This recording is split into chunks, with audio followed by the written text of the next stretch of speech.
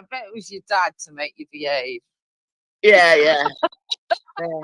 To make us feel yeah, but like it didn't make me behave. It made me feel like that's a bit unfair. Yeah, it would make me dislike them, if anything.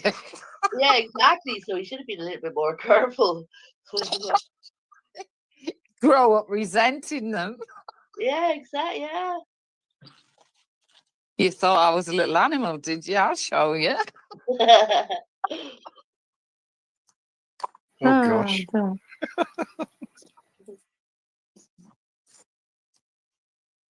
You're up late. But from the Sean? sounds of it, Wendy, you had a tough time of it. I had a what? You had a tough time then, from what I'm I hearing. didn't have a tough. I had a restricted time. Yeah, exactly. I'd call that. I did have a restrict. I did. There was no. Yeah, I wasn't one of these. What did they used to call them now? Latchkey kids and no, bloody hell, no. Rebellious ruffians. No. Not with a father like mine. You don't. You fucking didn't do that. No. You see, this generation, my generation, and generation after us, they have no idea. Right, that is yeah. Do you know what I heard today? Like I actually meant to look it up, but apparently Generation Z in Nepal have revolted. It's a grassroots movement of those young people, and they basically have overthrown the government. Oh, really? What? In Nepal, yeah. So I have to find out more about it. Like what happened was there's so much corruption in That's Nepal. where my granddad. That's where Francis is. That's where his body is in Nepal. Holy shit! Yeah. So what happened is, yeah. Nepal. Is he bloody royal? hell. Is he a royal? That's interesting. I never expected it to be Nepal and Italy. Jeez. Well, they did this without any violence. What happened was though they began to protest, and the police actually shot and killed protesters. But what they were protesting against was the corruption, and because a lot of these politicians and their children would be showing off about the amount of money that they had. They had all this money. So they were like, "Hey, what's going on here?" And they kind of it was just grassroots. And apparently an English guy is over there now currently, and he filmed an awful lot of what was going on. And these young people, they were very polite to tourists, and they said, "Okay, you go ahead. Yeah, we're just having a revolution here, but you carry on. You drive down there, go to the left, and park up." That's beautiful. That is beautiful. Stopping by just to say, "Yeah, how you doing? We're just in the middle of a revolution. We're a little bit busy, but you carry on and do what you're doing." That's beautiful. I love it. Love it. Yeah, yeah. And the guy the English guy, I think it's the guy who filmed what was going on over there. He's and managed to get it out. They've kind of he's an unelected ambassador for Nepal. So and they're yeah. I mean, I have to find out. I mean, that was what my son was telling me earlier. So I had to find out. Oh, well, if you're going to have one, Yeah, do it peacefully. it's best not to have a violent one, I guess. Yeah. Yeah, absolutely. Well, if the young generation are listening, please send us Francis's body back when you can find him. Appreciate it. Oh, I think Francis. Yeah, who is that? One of my granddads. His body's still over in fucking Nepal, man. I want it brought back. What's the name of the mountain? Kilimanjaro? Or am I getting it wrong? Kilimanjaro. Yeah, say what you want about. Nepal isn't in Italy, is it? No, it isn't. It's an Asian. Nepal. Nepal or no? Oh, I don't fucking know. You're thinking of Napoli. You're thinking of Napoli. Nepal is oh at my the bottom God. of the. It's all right. Don't worry. False alarm. Yeah, you're thinking of Napoli. That's all. It's Nepal. Yeah. It's very easy to make that mistake. I do apologize. Sorry, Nepal. I mean, yeah, well, it's my accent as well. It's a good job we're not relying on them to get us there by bolting it. Well, I guess in that case, you would be able to call me a wanker. Yeah. Are we there? Yeah, it's Yeah, fucking here we good. He's are. anchored us in the fucking wrong part of the continent, a fucking wanker.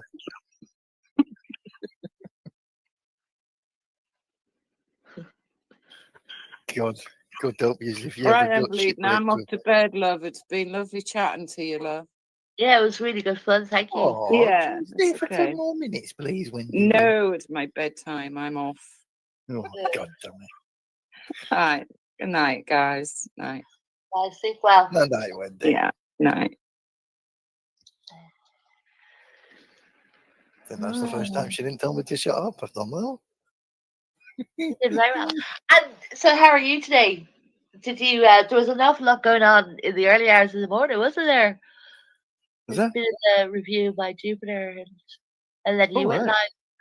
live. Oh, yeah, I was just sat doing my fucking little thing. But, yeah, got bored. I got bored, so I went to bed. Yeah, we were tempted to ask whether they could jump on, but then we fell asleep. Yeah, it's all right. I mean, give it. Nobody really likes going on my panel anyway, so it's all good. I Oh. don't like it on your panel. What have you been up to today? I thought I had an appointment. This is something that's happening way too frequently for me, but I've actually bought myself a diary. Where I can put down appointments. But I actually believed that I had an appointment this morning, and I didn't. But I had such a good day because I ended up getting 2 really good bargains. Really, really cheap, super cheap. So Aye. I'm quite happy. I'm quite pleased with myself. I love I love that feeling when you get something for practically nothing.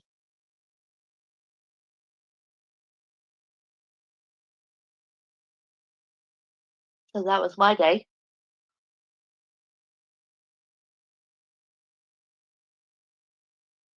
But yeah, obviously the appointment is for Wednesday, not Monday.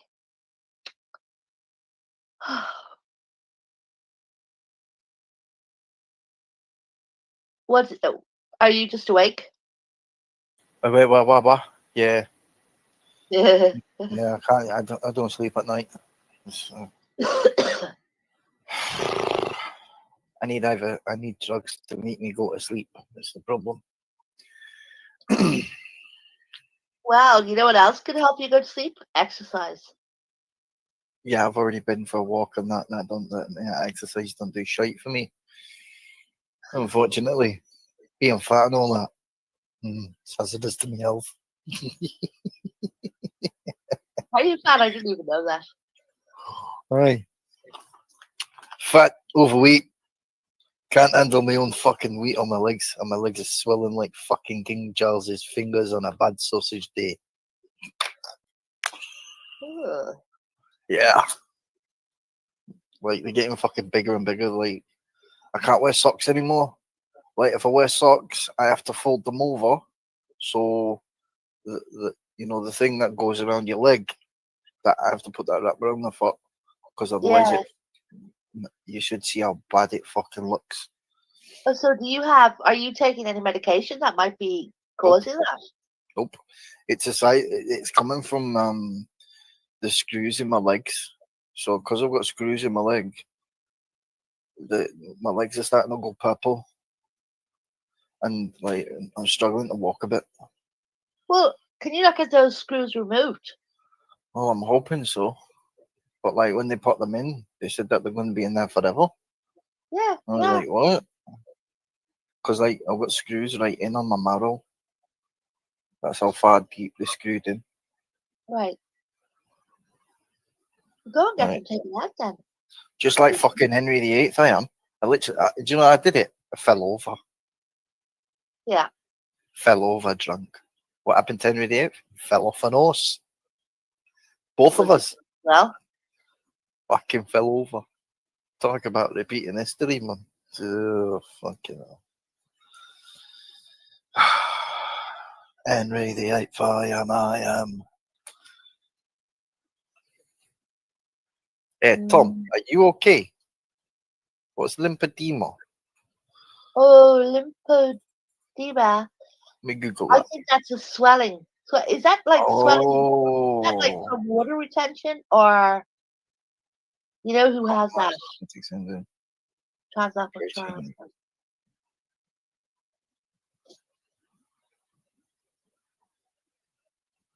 Genetic defects. Oh, thanks. Thanks a lot, Irish. Thank you. Can he keep an eye on it? Oh, okay. Yeah, I agree. Keep an eye on it, because actually, there was medication I was taking, and oh my God, I couldn't get over my ankles. I was like so scared that I was going to stay that way for forever. But it was purely down to the medication. Like, they were swollen. Like, you know, do you ever see some women and they got like huge, big, thick ankles? Oh, yeah, I'm looking at it now. Anyway, Right? I thought that. You know what, Irish Flame? That makes sense. That's looking like it. And it looks like I'm in stage 2. No, stage 3. Fuck. No, stage 2. Fucking no.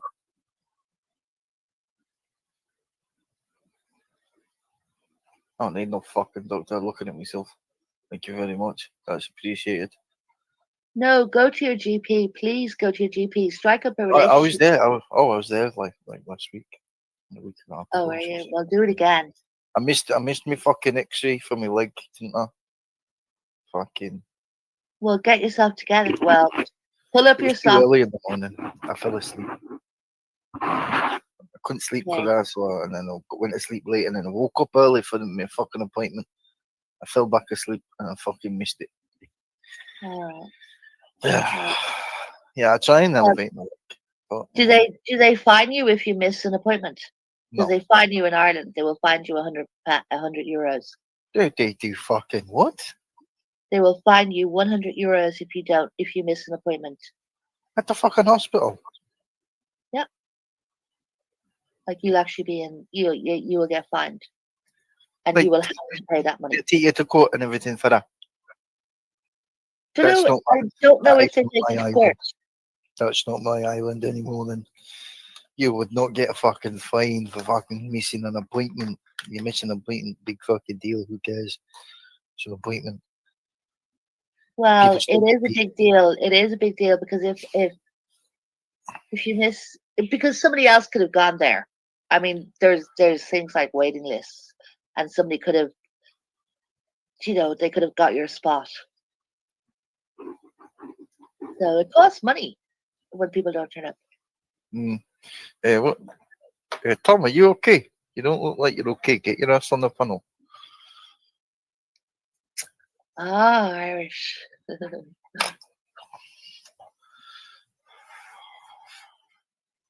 Oh, he's talking about Rapid. Are you alright, Tom? Well, you know what trolls are like. What? Well, trolls, they love to cause division, don't they? No, I'm reading Tom's comments. It's not making any sense. Oh, okay. Even Rapid didn't know the real thing. Nobody knows. So I'm just reading some of the remarks.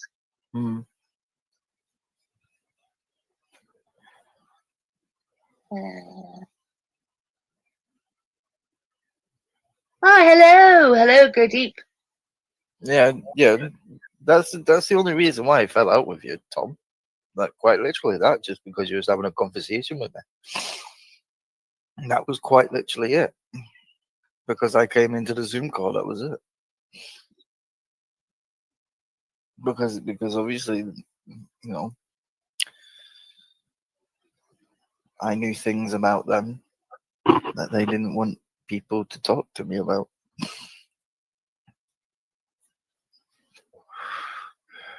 That's That's what bullies do, isn't it? They isolate their victims, but they failed. So, so they took it out on everybody else that was willing to have an ear to ear.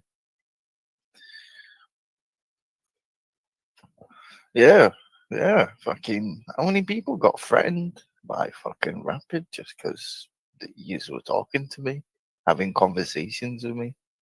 Yeah, control freak. And by the way, he was a fucking member of the Jesus Army. Like, I swear to God, He wasn't people. even Jesus' army. Listen, if he had an inkling of faith in Christ, he wouldn't have been doing that half the things he was doing. Do you know what the Jesus Army was? Another fucking Swiss con job that, like, exploited people. Ugh. But there you go, Tom. Like He's a right. You know what I mean? Like, obviously there was something desperately wrong with Rapid Man. Like, the way you talk about him, Tom, you'd swear he was fucking marvelous. no, it's not Tom's fault. It's not, Tom. It's not Tom's fault. Well, I mean, rejection should not be that big a deal. You should actually be happy that he rejected you, because Listen, I remember that night clear as day, right? Oh my God, bleeding, you should have been there, right? Me and Tom were having a conversation. There was this other lady in the call as well. I can't remember who she was, but she sounded really lovely. Yeah. We was just there, just having a chit chat, just talking, not slagging anyone off, not saying anything bad about anybody. You know, I had the opportunity to fucking slag Rapid off, but I didn't. You know, I just kept it civil, and then Rapid came in and was like, "Oh no, why is he here? Why is he here? Get him out now, Tom, get him out." But he was hysterical, like he'd seen a ghost, like he was fucking afraid and petrified that I was in that call. Yeah.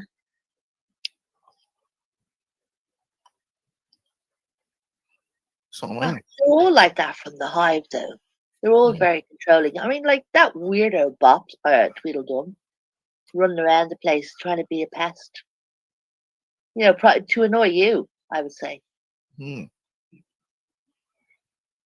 know, they're upset. They obsess over people. Exactly, Tom. That's what I mean. You know, you invited me into the call, and that was it. He fucking flipped. That was it. That's literally what happened. Well, I think that as well, because that's after that, right? That's when he started doing his little live streams, Tom, fucking saying he's gonna put out this, that, and the other about you, and I was like, what? Like, sorry to ask, man. like, oh, that's my friend.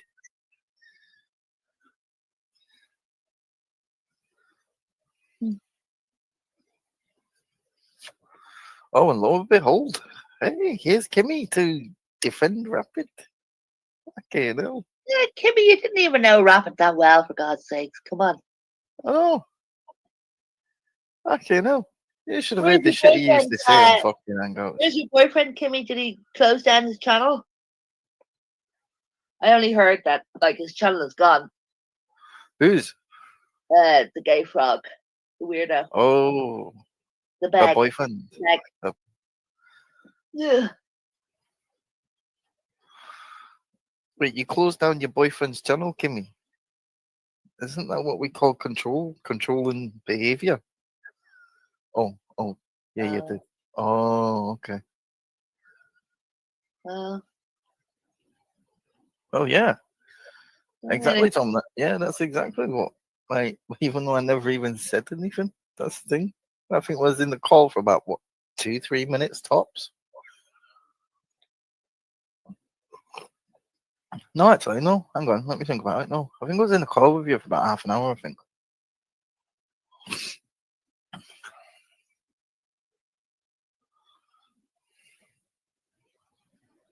Yeah.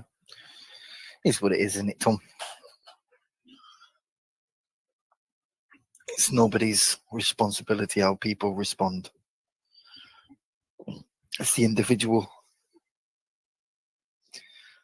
we're only responsible for ourselves.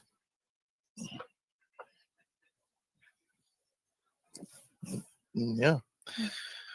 That's kind of why I didn't say anything, because I knew eventually that somebody, people reveal themselves in their own time. It's what it is.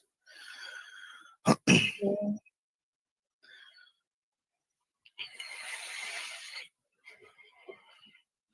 I was more interested in having a conversation with Tom and the lass that was there. Like, it was interesting. Yeah. Hmm? I, Yes. I, suppose I we was have grateful. pockets. You're, I was you're grateful. over paranoid, right? Mm. I was just grateful because, like, I was on my own anyway. Like, nobody was really talking to me, so I was appreciative.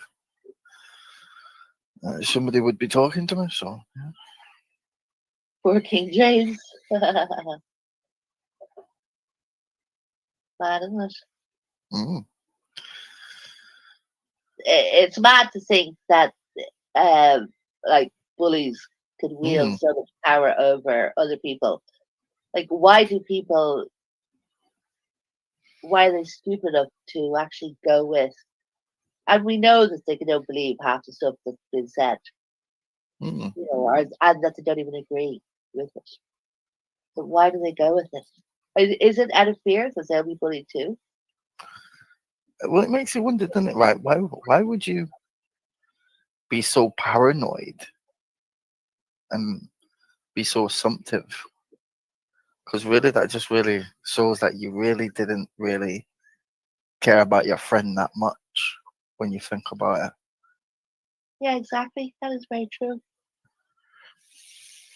Yeah.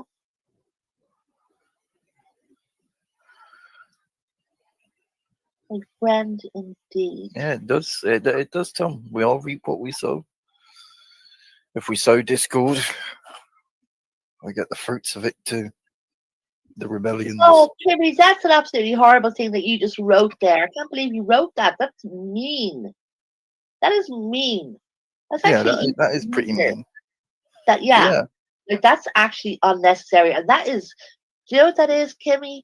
That is immature. Mm. Like you're a moan. You're being a Yeah, I moan. know.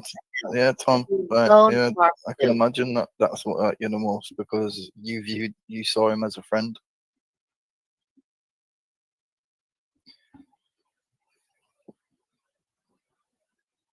It's not true. Oh my God, you see what you just said there? Hey, Kimmy, why don't you come on the panel? Let's have a discussion instead of Yeah, being a let's have a keyboard discussion. warrior. You know, please. 1 versus 1. Come on, Kimmy. I can't believe she said that.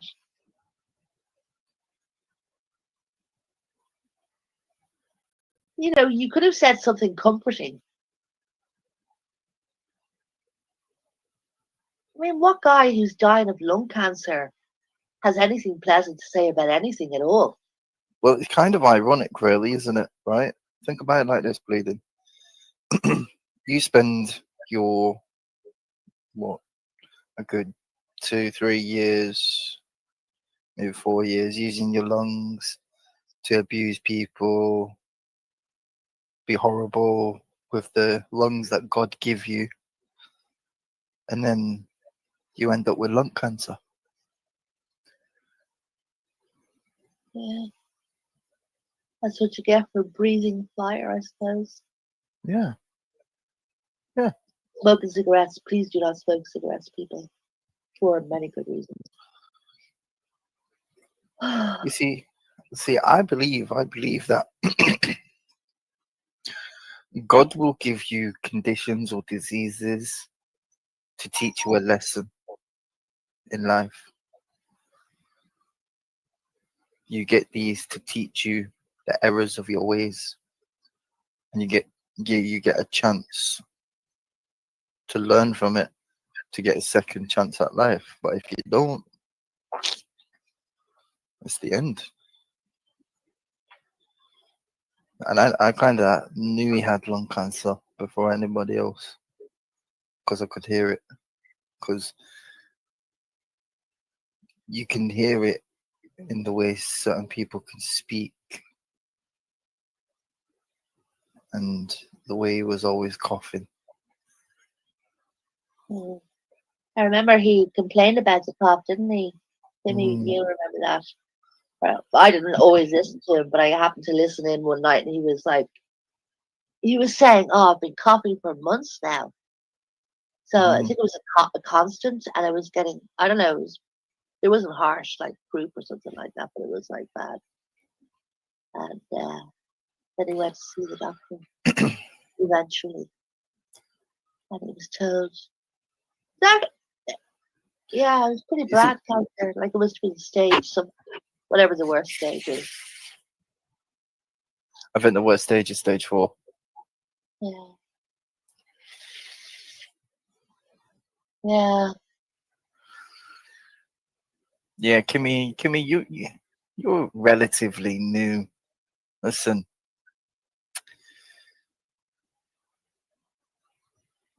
I remember when I first spoke to Rapid.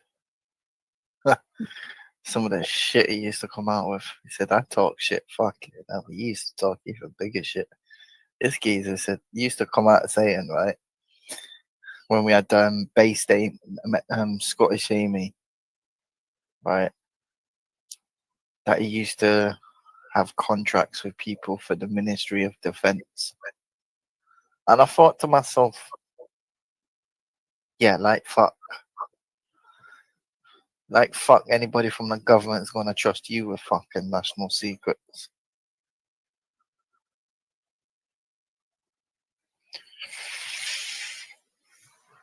Hey, Kimmy, if you idolize Rapid that much,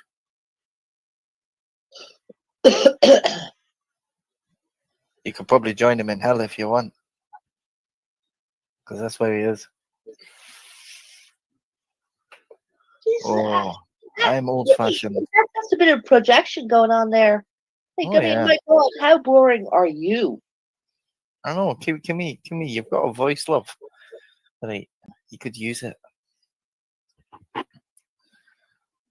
Come on, have a debate. Unless you're a bit of a pussy. Cat. Meow.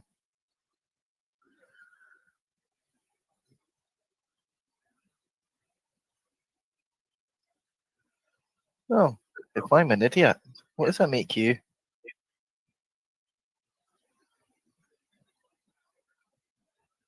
I know. See, Kimmy, lass. The safe space for all you trolls is getting smaller and smaller and smaller.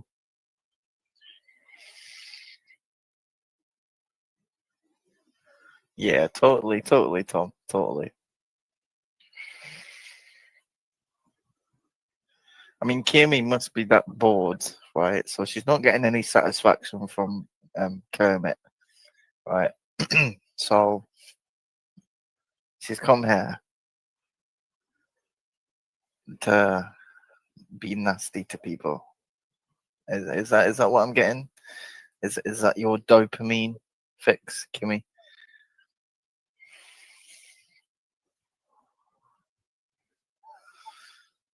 Kimmy, like, why don't you come and say it instead of writing it? Come and say it.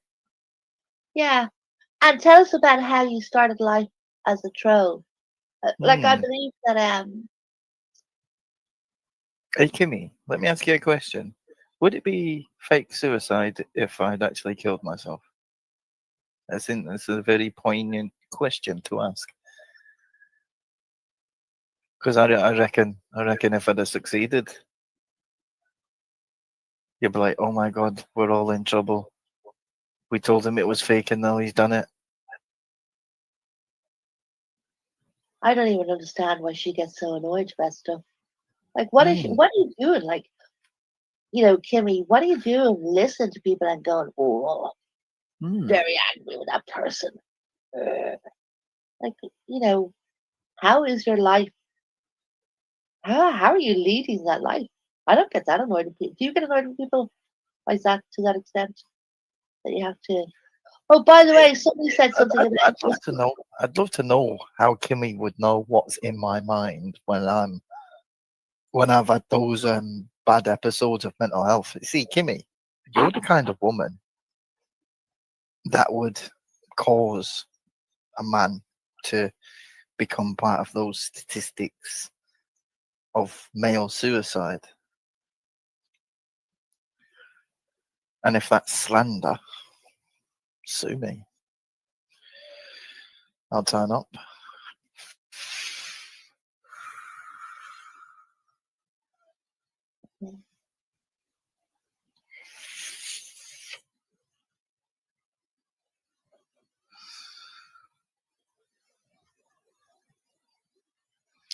Come and say it with your chest, Kimmy. Say it with belief in what you believe in.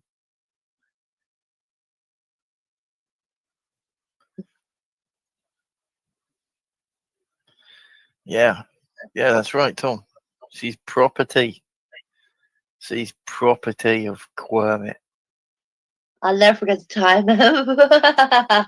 She was on Kimmy was on a panel. She was with a load of other women, and so they were all having a conversation.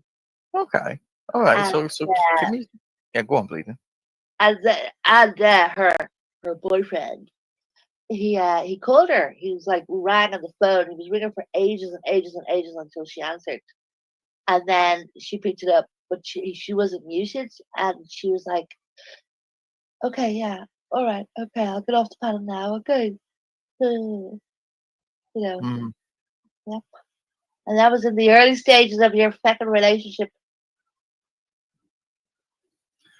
See, this is an interesting comment, right? So, Kimmy puts, I have had genuine suicides in my family, and when a wankstain like Sean does it for fake ones, does fake ones for attention, it makes me sick. So Kimmy, if those members of your family who had committed suicide, God rest their soul, if they didn't succeed, would you say that was them doing it for attention? Because that's how it would apply, according to that definition that you just wrote.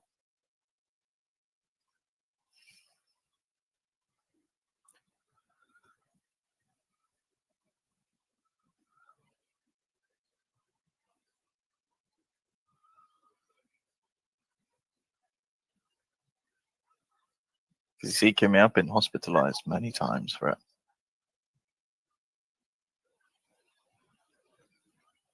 I'm glad I'm not in that mental space anymore.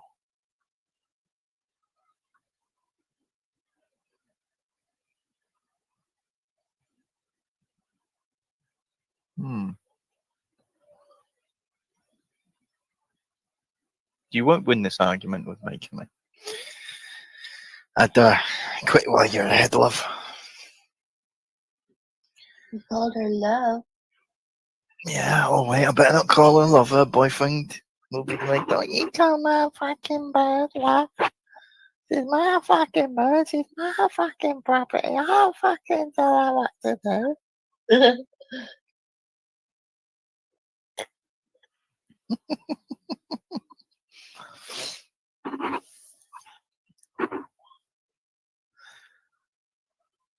You know what? I see it like this, yeah. When people put out comments like that really just shows how lonely they are in their life. Oh, hey, Taffy, how's it going?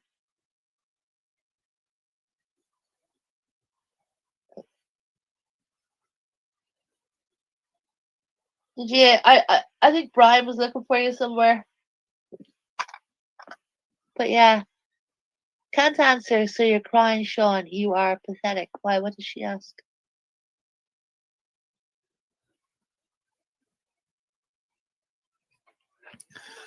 What's this? Can't answer, so you're crying, Sean. You are pathetic. Wait, I'm crying? Huh? I swear I've just asked you some questions, Kimmy. You're the one who hasn't got the balls to get on the panel and fucking come and have it out with me. Come on.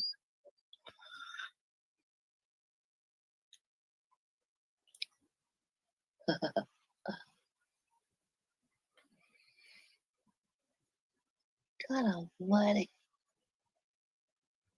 Taffy, you know what Kimmy's problem is? She is, what's her problem? Oh, she doesn't have a sense of humor. She's frustrated. What do you think? What else is wrong with her? Oh, she takes life too seriously.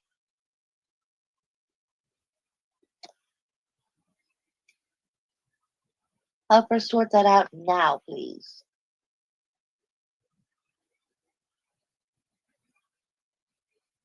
I'm sure she has other problems. But I like King James. Hmm.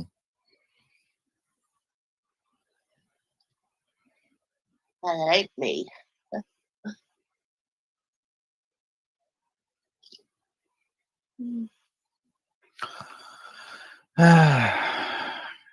Come on, fucking say it to my face, Kimmy.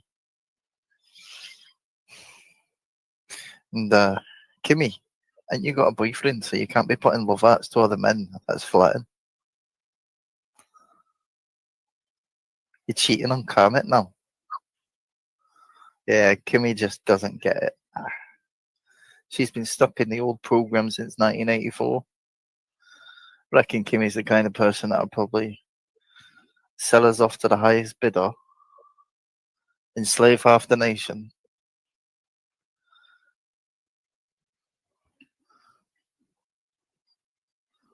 Because she's a cunt. Actually, Kimmy came in here, tried picking on us. So, Kimmy, you're a cunt. Yeah, I'm not honest. I express my freedom of speech. If I offend you, great. If I don't, fantastic. Art. I've had enough. Like, I don't care. Like, I just don't give a shit anymore. Like, which is good though, because like, I'm not so fucking soft ass anymore. I don't give a shit. And Kimmy, ain't you got like lung problems yourself? Is that probably why you're sticking up for Rapid? Did you feel like you related to him or something? Because he had a lung problem and you do. You know, and you're what, a landlord or something, and you're making in loads of money and all that crap. You should be happy with your life. Didn't look like yeah. I've got my dodgy leg because I broke my leg because I was sinning, because I put myself in a situation where I got my leg broke. So we reap what we sow. Well, how is it Kimmy's business what you did to your leg? Like, come on. Oh no, I'm just using it as an example in it, right? Because like I broke my leg because I was fucking around when I was drunk and waggling my tongue, talking shite, you know. So it kind of goes back to what I said about when you're sinning and you get conditions and health problems from that sin. Oh yeah. Rapid was sound and you're a complete dick. Yeah, but you don't even know me, Kimmy. You don't like me because I've got a different view and opinion. That's the only reason. Yet people have actually sat down and had conversations. Rapid was sound, Rapid was sound. So a man who threatened to blow people up, to dox their families, their kids, their pictures of their children, who was involved in a grooming gang, and he's sound, Kimmy. So Kimmy, you support grooming gangs. That's interesting. Because you see, you know what, Kimmy? I'm gonna let you into a little secret. The whole time I was in Hangouts, I was gathering intelligence. in some ways. A very I- difficult job to do, by the way. Oh yeah, a Let's give it very, very was a difficult job fireman to out. do. Oh yeah, like when I found out I'd been handing intelligence to different places. That's when Squire Seven lost his mind. Yeah.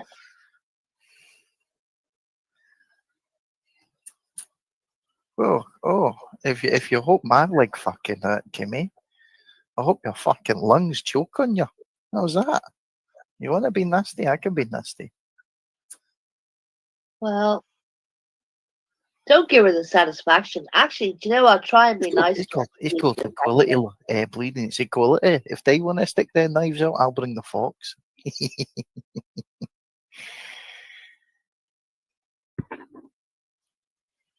Mm.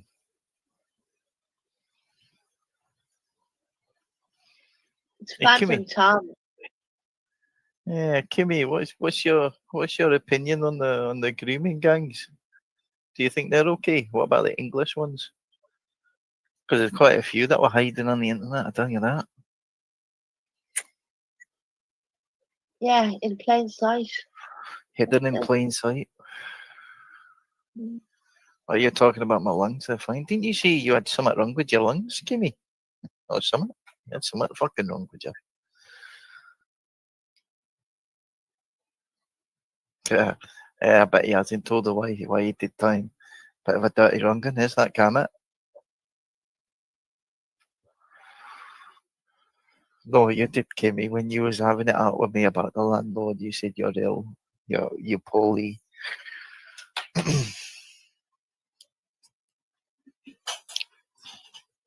What happened with that? Do you have any hangouts where Jaden was sitting with all the lads? With who? Jaden was sitting with Tweedledum. Oh, I Right. don't know about them. Yeah. The only time I came across Jaden was in Wasps live streams. Right. Mm. And then Wasp was using him to hack my computers and my servers, to knock my internet off and everything. I was getting DDoSed. Yeah. Yeah, and I think they probably used him to try and hack, find whatever you saw. Mm. Mm. Which is serious crime now. That's I know, it's crazy. They were actually getting him encouraging. encouraging, promoting, incentivizing criminal activity. And I'm sure it isn't the only taboo that they encouraged him to break. Yeah, because that's what those groomers were. That they wanted other people to do their things for them. You know, Kimmy. Down and stuff like that. Like, I'll never forget the time that Squire 7 said he controls me now. Yeah, I remember when he said that. I own you, Shawnee. I own you. Well, Doesn't even own the house that he lives in.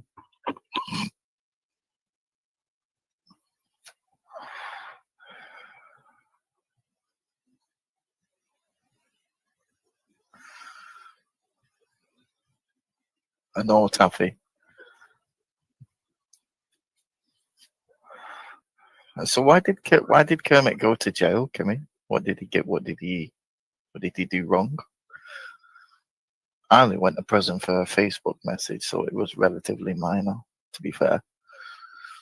Not exactly the biggest criminal offence you can get sent to prison for. Oh, look, you But know that I'm a wrong'un, no. apparently. Mind your own. Are you protecting his criminal activity then? What he's been convicted of? It's public knowledge. The public are entitled to that. But Taffy, she actually said that she's been saying stuff to King James, like she's telling him that he's pathetic.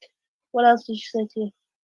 She said she hopes that he is in pain. That's the kind of stuff that Kimmy's been doing. Right? Well, Calling him names and everything, Taffy.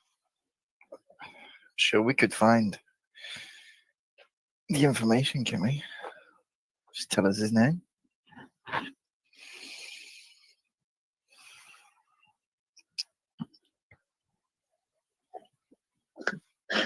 Yeah, well, you don't have to stick up for her. She's Yeah. all right. She's doing okay around. Taffy being a simp. Taffy. She's got a boyfriend. Taffy say the whole. Wait, you think I'm disgusting, Kimmy? Is that because I speak the truth? I don't hide.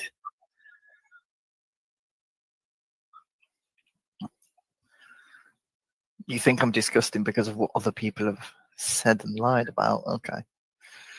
That's usually the way.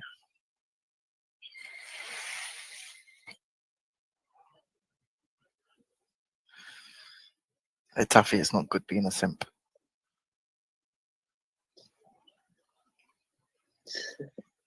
We don't need no education.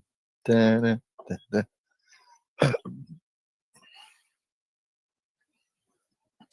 We don't need no force control. You heard the documentary? Okay, yeah, that's great. No, never tried that Irish Flame. I don't even know what it is. I feel like that's Oh probably no, Irish Flame. You haven't, have you, Bronny? crisp or something. Bronny fucking Sounds like pick 'em.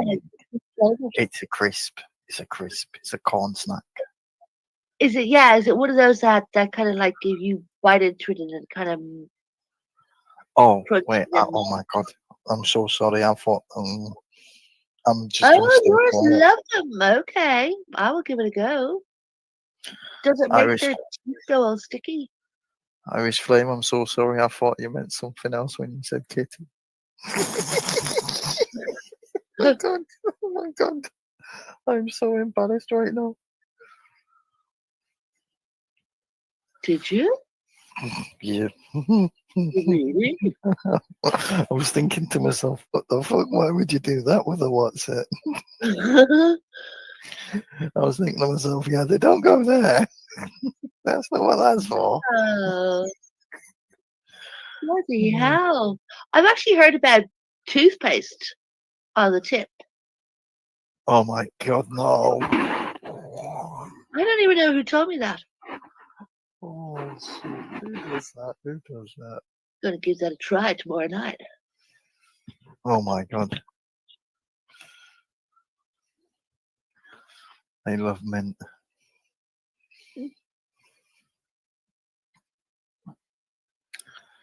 Crazy.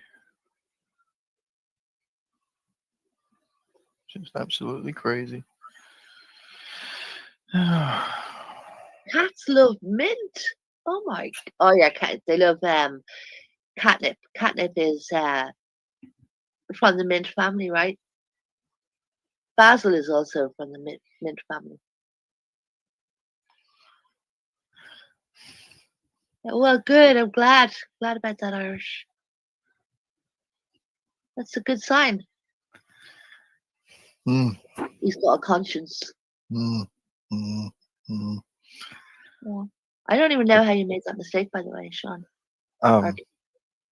Because I have a crush on Bronny. So, yeah. Oh, really? Oh, really? And how many Yeah. other women do you have crushes on? Because actually, your crushes are beginning to annoy the shit out of me. Why? I mean, you have no. Your crush on Irish Flame is absolutely understandable. Totally. It's a red fucking hell in the way she speaks. Yeah, of course. But you've got crushes on people who are absolute zeros. Well, at least it means I'm Know not who I'm fussy. talking about. At least I'm not hard to please. Well, you should be aiming higher. I did aim higher. I got myself an Essex bird, and then look what fucking happened. They ended up fucking locked up, thrown out. Told to go kill myself. Battered. Had my phone ran through every day. And I wasn't and even allowed to get in the bath. if you go back to that, you'll be,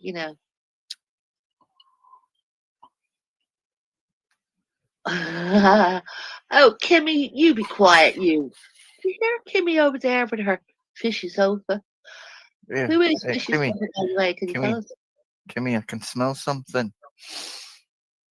Your fanny stinks, love. Give it a wash. Especially having that frog in there. Disclaimer. Nobody else here is responsible for my freedom of expression. If you're offended, fantastic. Yeah. Listen, you're going to have to stop flirting. King James, it's annoying the hell out of me. With everybody, like, define my Irish flame, obviously. But Are you getting jealous there, bleeding? No, it's not jealousy. It's just Are you sure? Are you sure? You're blushing though. No, I'm not. I'm not jealous whatsoever. All right, darling. Right, is that how we're gonna go? Okay, I'll start flirting with you in a minute. No, I'm definitely not jealous. I just think, like, suppose you were my little brother, I'd be like, I would box the head off you for some of the things that you do. Right. Yeah, that's where I'm coming from.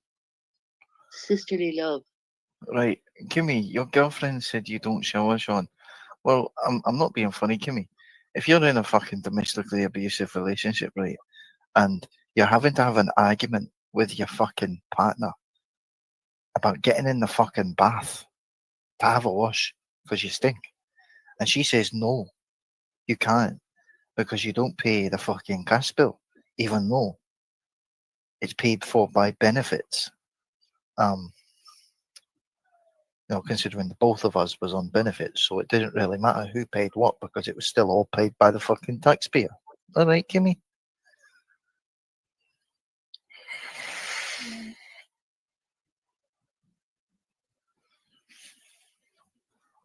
I reckon Kimmy won't say anything about what Kermit was sent to prison for because she really...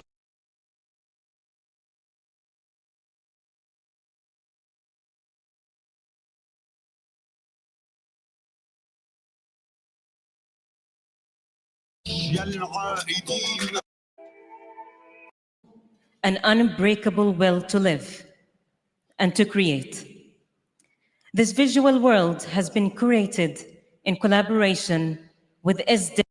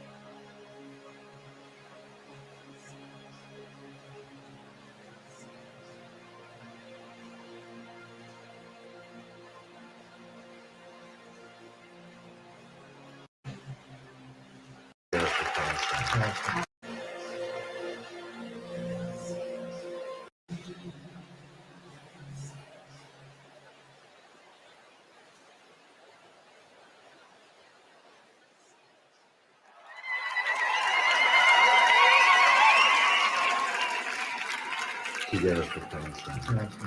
Palestine.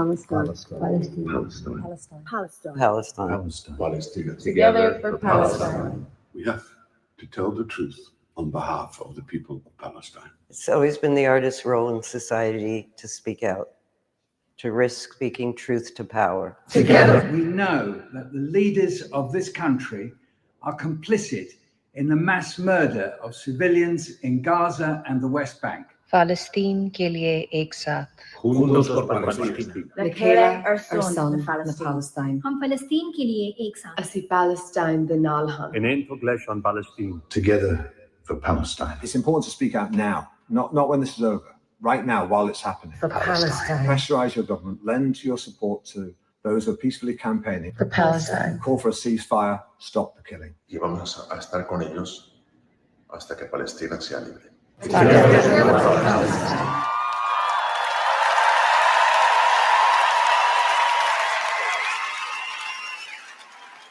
مساء الخير. Good evening, everyone. Please take your seats. Tonight's show is about to begin. And now, to open the show, please welcome Riz Ahmed and Guz Hamad.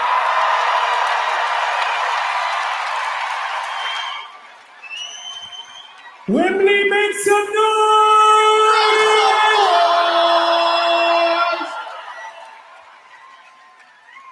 Feels so good to be here, bro. Feels so good to be here with you, man. Feels so good to be here with all of you and to be in community for this historic moment. Welcome to Together for Palestine. Make some noise! Yeah!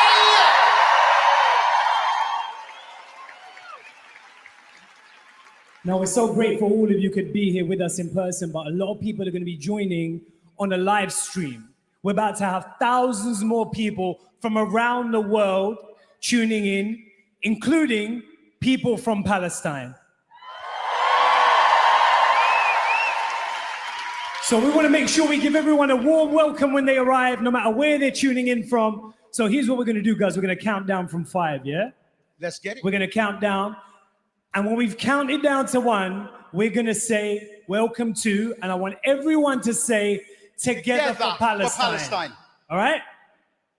All right, let's do it. All right, live stream is going live in 5, 4, 3, 2, 1. Welcome to Together for Palestine.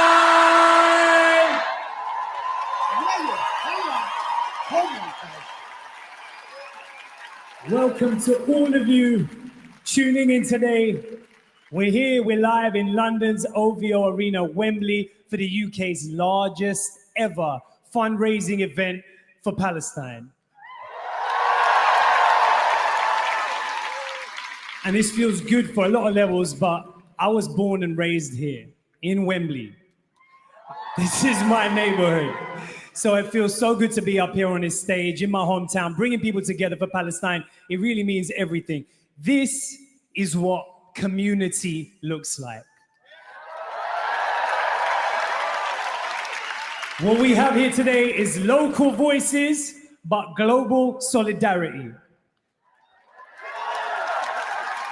Remember, everyone in this building and around the world watching, we are here tonight to show the people of Palestine that while the world leaders and governments continue to let them down, we will not. London and the world, over 2,000 miles away, our sisters and brothers are being systematically starved and bombed as the genocide in Gaza is happening right now. The United Nations finally recognized the truth that this is a genocide. And tonight, we, every single one of us, come together to bow our heads to the resilience and courage of the people in Palestine.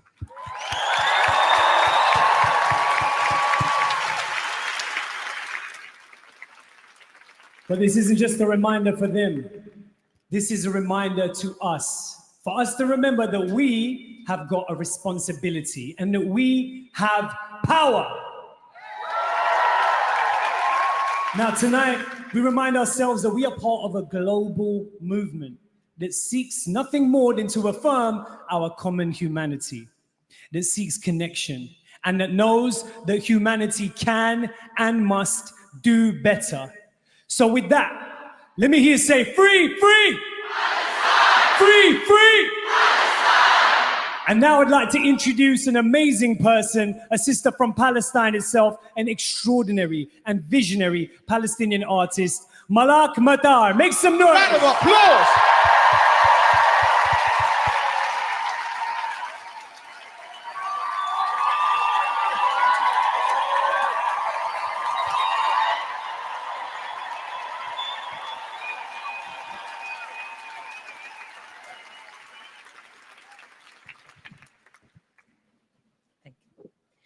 I'm 25 years old from the Gaza Strip.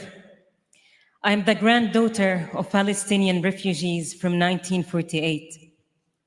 And I have survived 5 Israeli wars. My family are genocide survivors. And guess what? They are here with me and you tonight at Wembley Arena.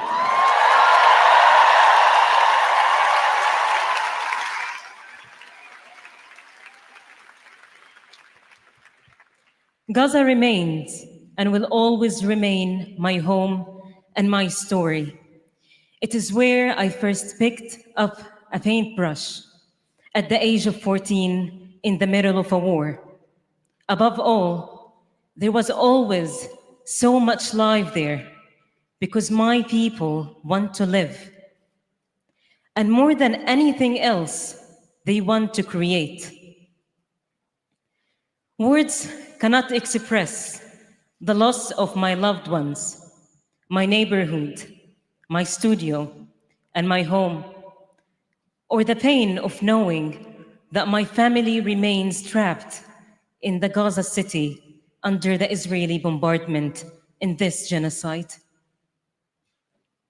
Tonight, I'm honored to share with you a world of Palestinian paintings on this giant screen, the art I grew up with as a child. These works have shaped my connection to my land and to my culture. Each painting carries the story of Palestine, grief, displacement, struggle, resistance, exile, and yet also perseverance, hope, an unbreakable will to live and to create. This visual world has been curated in collaboration with S. Devlin Studio, with a special thanks to Anna Nahum Gorman. Gaza is my home, free Palestine, free Palestine. Thank you.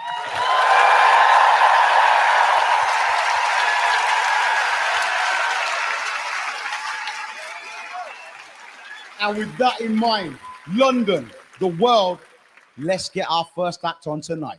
They are an exciting first-time union of two boundary-breaking artists, acclaimed British DJ back-to-back with an iconic DJ from Palestine. Every single one of you, please welcome Jamie XX and Sama Abdul Hadi.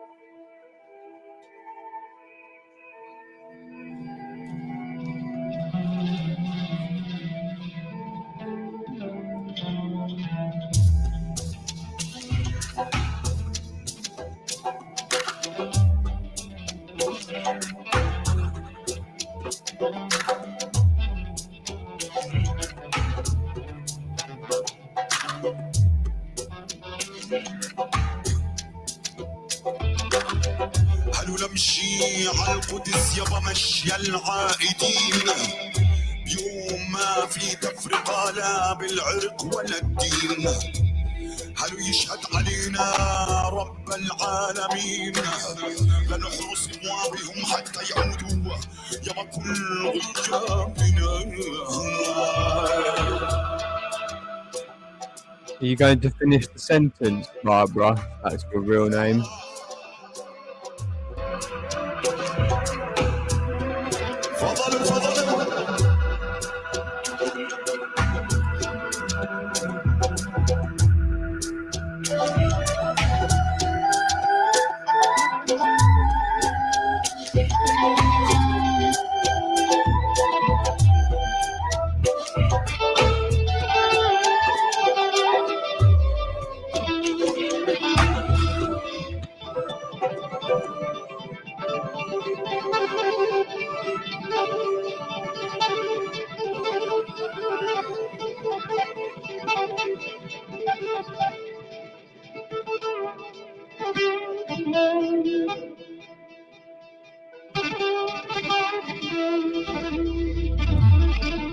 Good.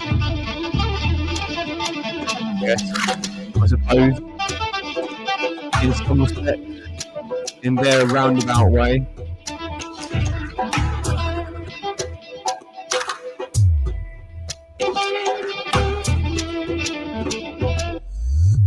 هلو يا فلسطين اللابس ثياب Yeah, الجدود moving. مثلك ما في إنسان بالحق يحدود أحلف إلك بالرواح كل اللي استشهدوا هو عم حطت الأوطان لا. I'm assuming we probably don't know the language, so we just have to trust that they are saying good, well-intending, high vibrational, loving messages, you know.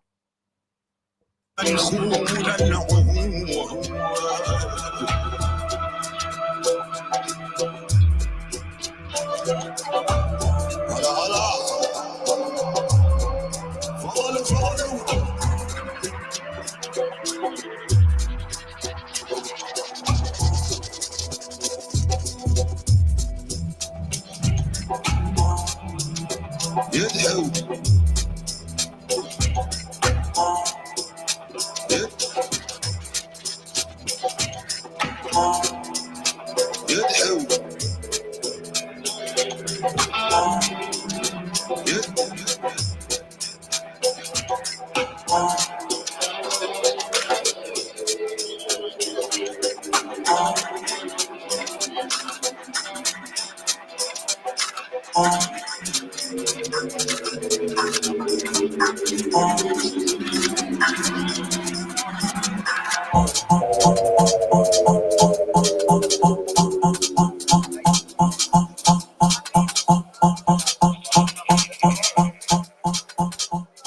Me, Gary, you've given yourself away over 2 times now.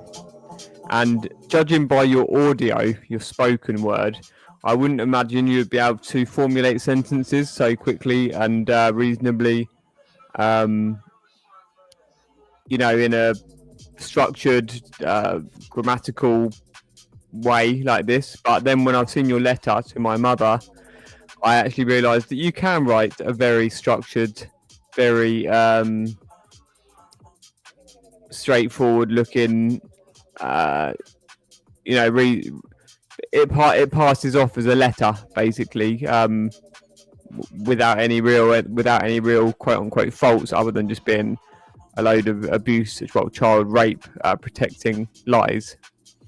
So yeah, Wallace, I think you're actually Gary O'Brien, or O'Brien, however you pronounce it.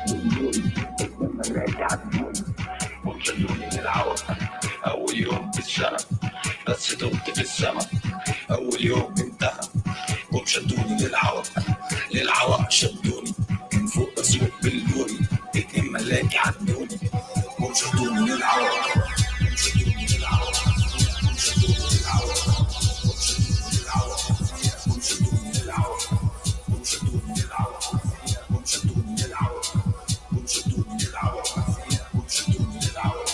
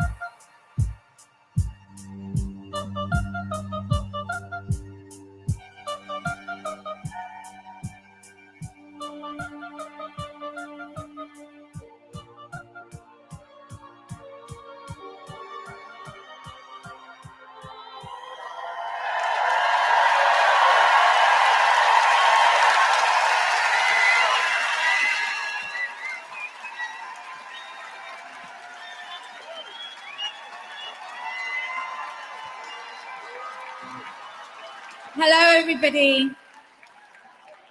My name is Josie, and I'm the co-founder and CEO of Choose Love. We are an organization supporting people who have been forcibly displaced and in humanitarian crises. We are so proud to be a part of this event, Together for Palestine. Just before we hear her speak, have they actually all stopped listening? They're still here are they still here typing? It's just jumped down to just the three of us. They are so sad. Something they can't hear me speak either, so there's no point. Hello, can you see them? Can you see my thing moving, Babs? Look, I've paused it. I'm talking now. Start watching again. Hi, Babs. Are you there, Babs? Babs. I know you can hear me, Kaylee. I'm just saying that they've stopped listening. But so if I'm going to address Babs, there's no point in me talking if she's muted it.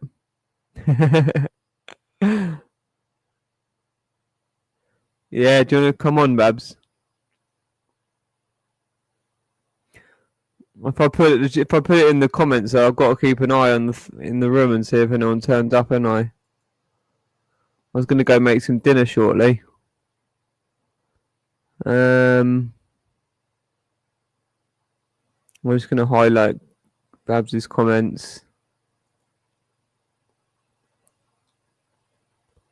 And there's ones about Palestine.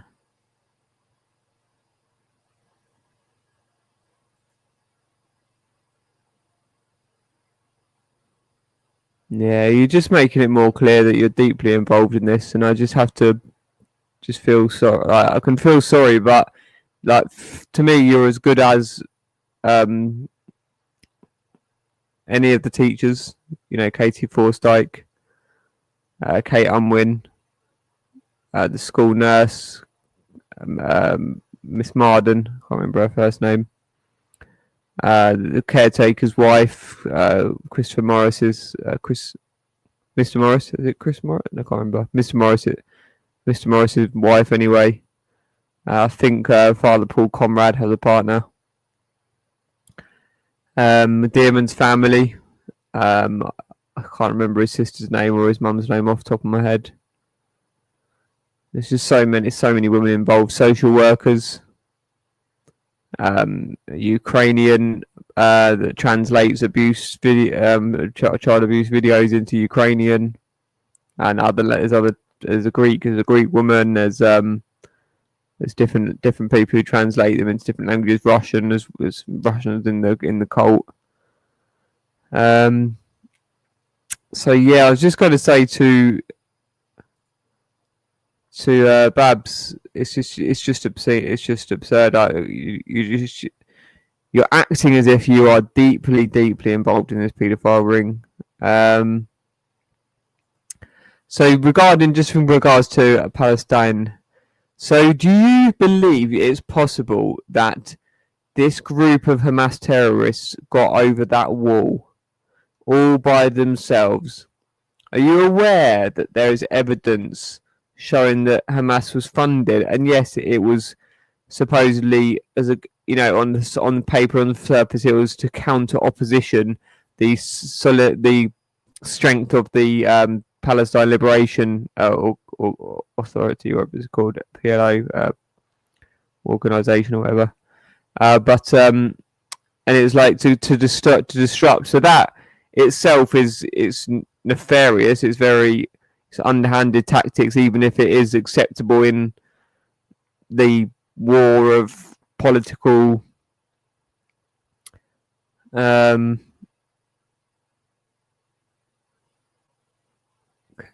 that sound mad? I'm not sure. What, that sounds mad?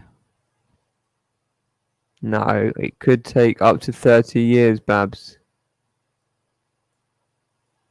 See, you're just all so shit in it.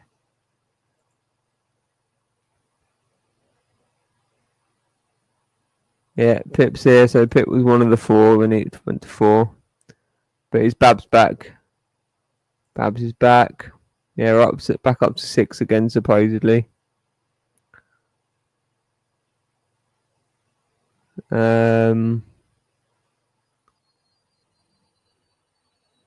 Sorry, Katie, I'm just going down the comments. I'm not seeing your more recent ones.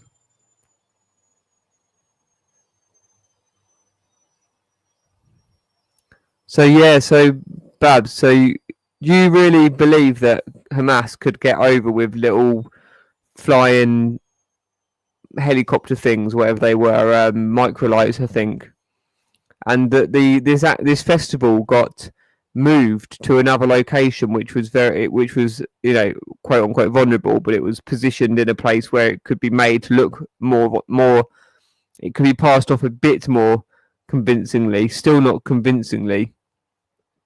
And then, did you see the rows of just burnt out cars, festival goers? That the Israeli, it's totally admitted, they just firebombed their own people in cars that were trying to escape. Do you not understand any of this? Or is it just because Israel gives refuge to paedophiles like Justice Anna Porfley, who apparently, I can't remember where this was documented, but she retired at a young age for a judge. I think it was 62 or something, and she disappeared to Israel. Was somewhere recorded. I trusted the information at the time, and just very. I mean, there's whole documentaries. Actually, that would be a good one. Actually, 1 minute. Let's just play a bit more of this. 100% of funds raised tonight will support incredible Palestinian-led organizations working on the front lines in Gaza of what yesterday the UN admitted is a genocide. Just from all of you buying tickets and being here tonight, we have already raised £500,000.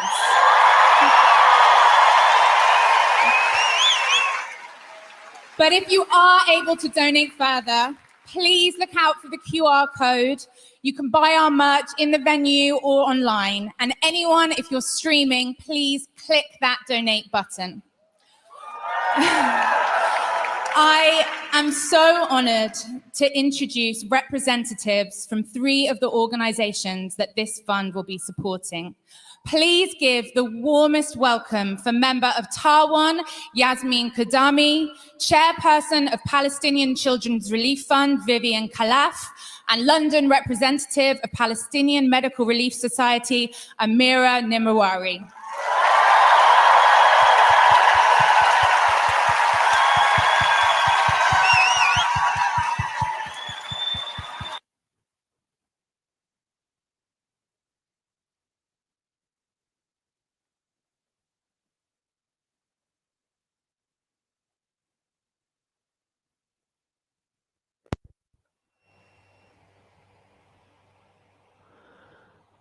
So I'll just let you peruse over this for a moment, Babs. I'm going to my washing machine cycle's just ended, so it will just beep at me if I don't go and open the door and certain thing. So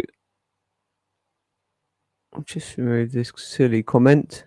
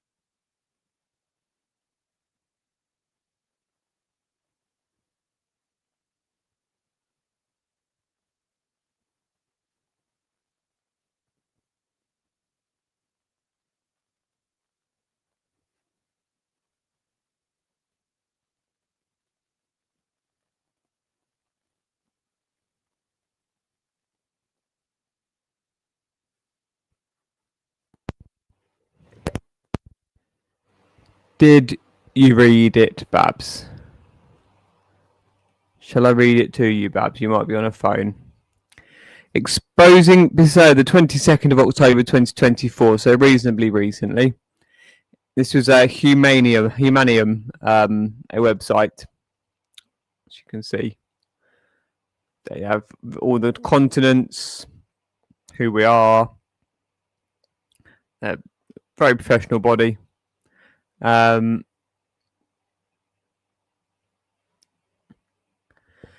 Exposing paedophilia and legal failures in Israel.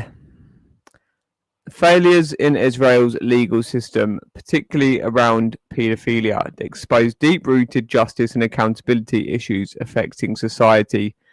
Offenders exploit Israel's law of return to evade consequences, with high-profile cases like Malka Leifer's highlighting extradition and legal obstacles. Despite minor reforms, stronger legal measures and international cooperation are needed to address these challenges effectively. Criminal exploitation of Israel's citizenship law. Many accused American pedophiles have fled to Israel, taking advantage of the law of return, which grants automatic citizenship to Jewish individuals and their families with minimal barriers. While criminal background checks exist, offenders can bypass these requirements in various ways, allowing them to evade justice. So we'll get back to the other proceedings, but I'll get to this another time. We'll bookmark this one, and there's many videos. There's literally so many broadcasting channels, news broadcasting channels, truth networks on YouTube and stuff that have got full little mini documentaries on it. There's been TV articles, documentaries and stuff, and so it's as much as I can be thank you, Katie. As much as like I say, I want to be compassionate, and to anybody, you suffered this generational incest, or however people have got into it. Children do not deserve any harm because you are hurting, because you have a disease, a psychological disease. Does not give anybody the right to take out anything on anybody else. In their 50s even. Yeah, or it might have been just 60, but that's very for a judge particularly. Apparently, that's the way that they they get in a way that notoriety, isn't it? Notoriety, I think the word they would do is they get more and more respect as they're older and they kind of stay around and stuff. But what is it? Grifting at its best, already raised millions. Have you seen what's happened to the place, Babs? Do you not realise what? It's going to be amazing. It's going to be so healing. Sadly, because a load of paedophiles kept getting in the way of everything that we tried doing and continue to try and succeed in, which we are going to succeed, and we would have done a lot more, but then again this situation wouldn't have been happening if it wasn't for you. So it's kind of like a two sides of the same coin, isn't it? So it's like there wouldn't be a war in Israel. The place wouldn't be blowing up if it wasn't for this generational incestual paedophile problem that we have in this country. So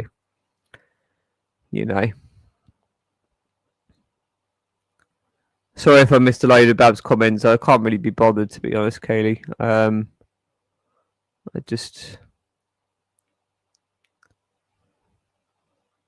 There's other ones about Palestine and stuff, but yeah, I'm gonna go make some dinner before it's late. I just made a quick salady thing before when I was getting ready for this, but yeah, so if they eat later, I'm gonna just cool, and then I'm gonna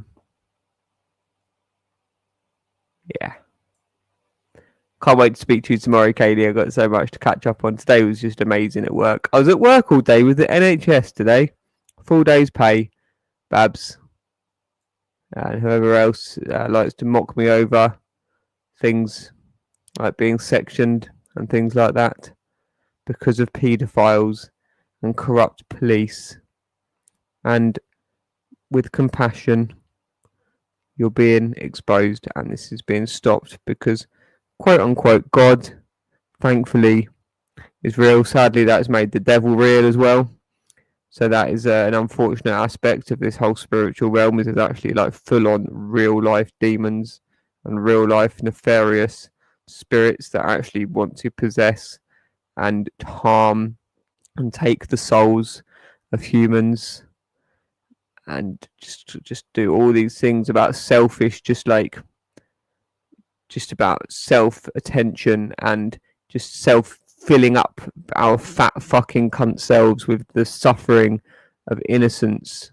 No regard, no even attempt to even consider the life. You know, me and Kaylee, we both used to eat meat and all that, and we didn't realise. But we do now, and then the universe has finally started working with us. And then, you know, I may have technically gone vegan a lot sooner, but I was also exploiting narcotics, which was another parallel to animal abuse. It's any trade, and when a trade is so blatant, when it's like you can't hide the fact. I mean, with clothes and electronics and things like that, and the vegetable foods, and there might, you know, there's pesticides and stuff that's involved, all that, and there's animal abuse, and there's wildlife abuse, and there's pollution abuse, and there's workers' rights abuse, and all this, and it all energetically feeds the system of war. And like Leo Levov, I think is the full name, but Leo Tolstoy, the writer of War and Peace, back I think it was at 1915 or so, and so overlooked this quote, as there's been many great writers and thinkers over the years that their works have been taken and used for so much appreciation, but yet really profound, important bits just get negated and neglected. And what he said, as long as there are slaughterhouses, there shall always be battlefields. And he seemed to be firmly aware of the energetic exchange of intention and purchasing, and where that energy goes, that intention, the money feeds into a system of violence, of ignorance, of fear. And what do people do when they're scared? They attack. They attack and they attack and they attack, and they come back and they watch for your lives, and they watch if you're going to speak out, because we cannot. We feel too scared. We're too scared. We can't face it. We cannot face justice. We can't. Can you, Gary? You can't bear it. You can't bear it. The end of your part 2 video the other day. Oh my God! I can't believe. I find it repulsive. The word paedophile. It's just repulsive. I can't. The idea of it. When you come on pretending to be an old woman, you stupid abuser, prick. Stop it. Get out. It's coming for you.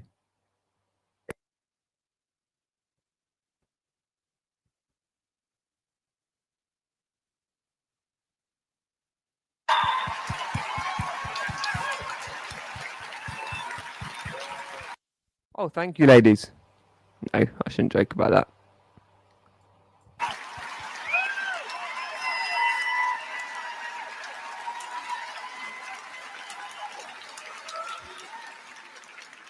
These incredible women, they are what tonight is about. These organizations are working in unimaginable conditions to save lives and provide hope. You will be hearing more about their vital work later on in the evening. It's my pleasure to now introduce the next act for this evening, Hot Chip, featuring Ibibo Sound Machine and Trans Voices.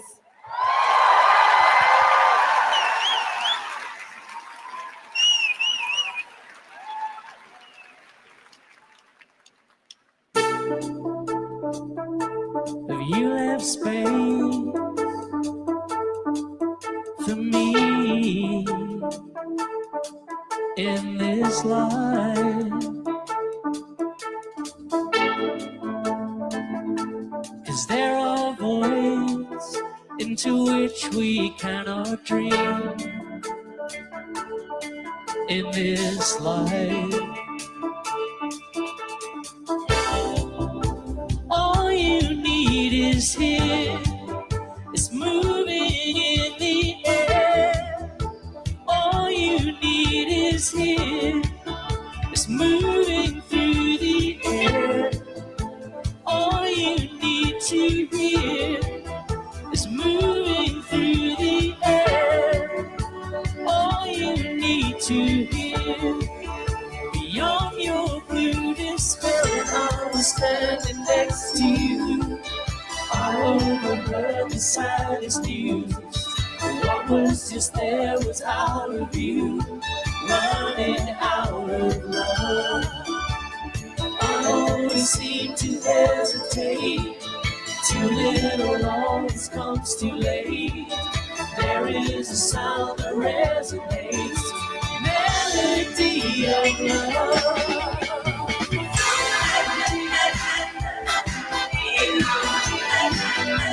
Melody of love. Melody of love. Melody of love.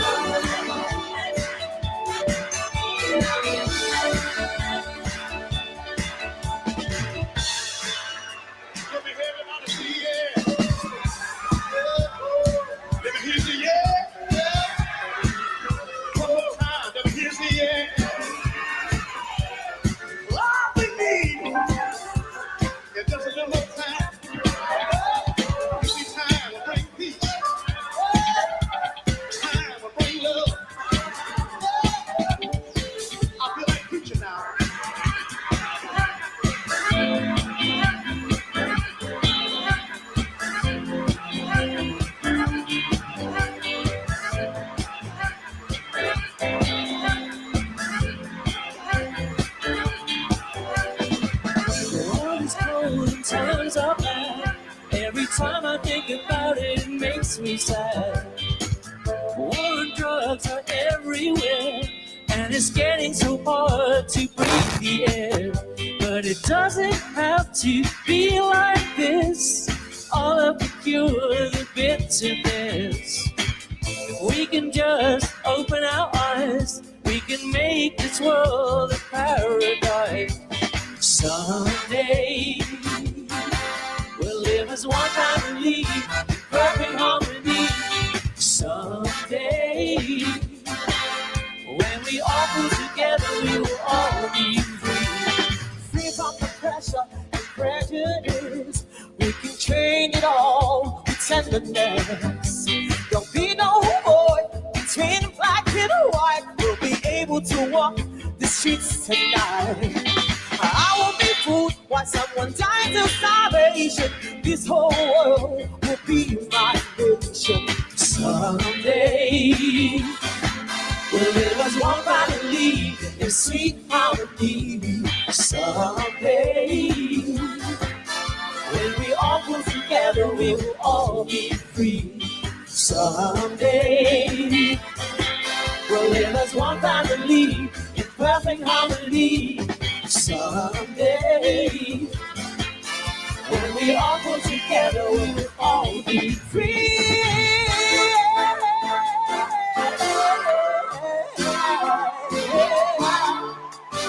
We'll all be free.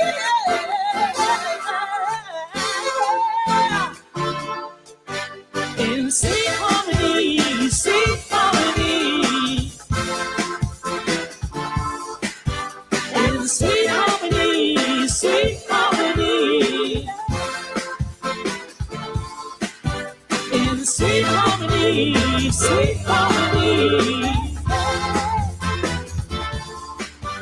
In sweet harmony, sweet harmony.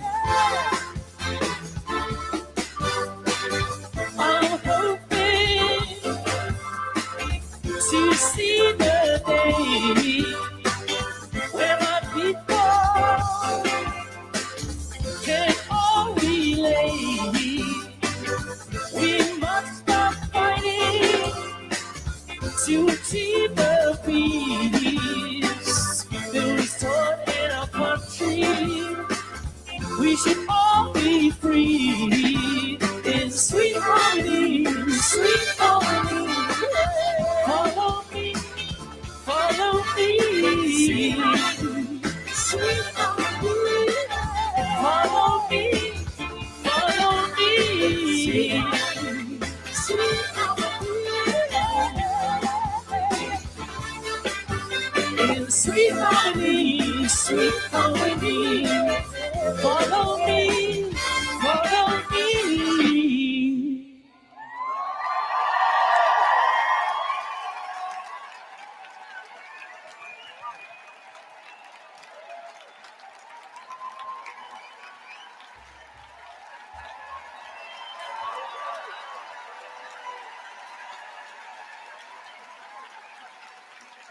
Please welcome to the stage UN Special Rapporteur Francesca Albanese.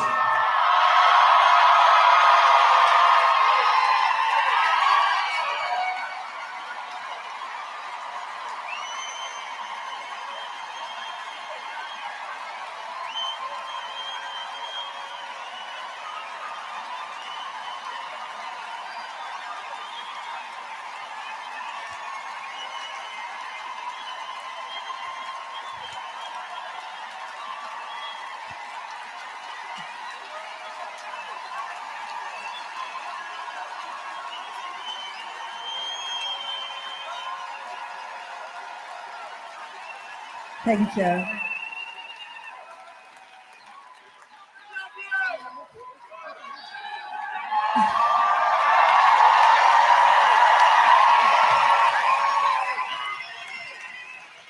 Thank you. As we gather here tonight celebrating life and hope, Israel continues to destroy, to kill, and to occupy land in Palestine. In this very moment, many Palestinians are holding their loved ones in makeshift tents, waiting for the next bomb, praying it takes them out of so much pain. In Gaza, more than 65,000 people have been killed by Israel's fire.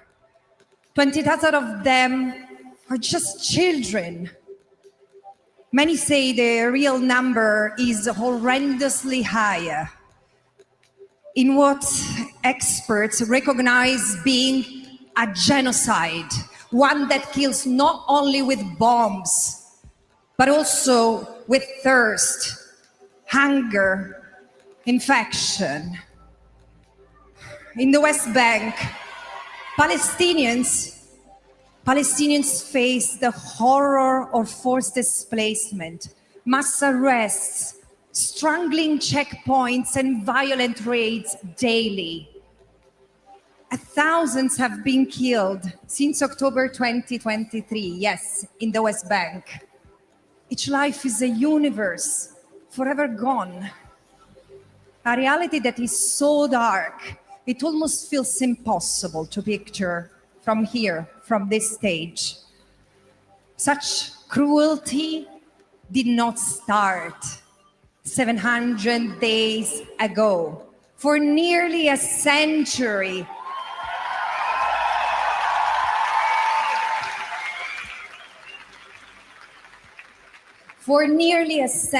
the Palestinian people have lived under the weight of a brutal settler colonial project, a perpetual occupation justified as security of whom, and enforced through apartheid. And while no state is innocent, the West carries a particular responsibility. Britain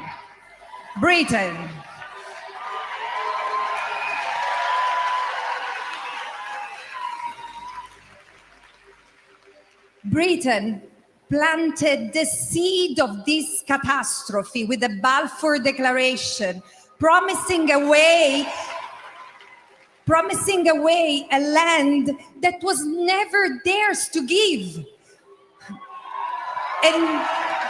And this does not mean denying the horror that befell the Jewish people in Europe, nor the need to protect them.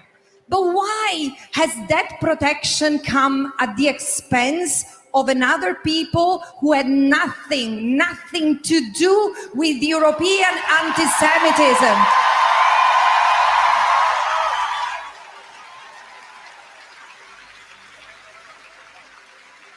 The Palestinian people had nothing to do with European crimes then and now. And even today, Palestinians continue to suffer while our governments turn a blind eye, or worse, they are complicit. They trade weapons, they host Israeli officials, they silent dissent by labeling it anti-Semitism, and they criminalize as terrorists those who stand against genocide.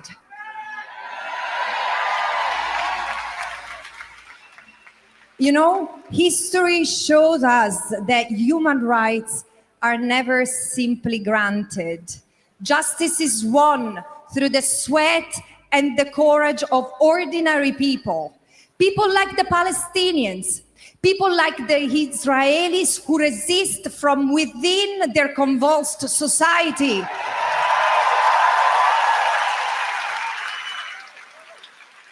People like you. History teaches us this. So we must own this responsibility. And if you enjoy human rights, don't dismiss them as just symbolic or good to nothing, because human rights feel useless only to those who do not have to fight for them.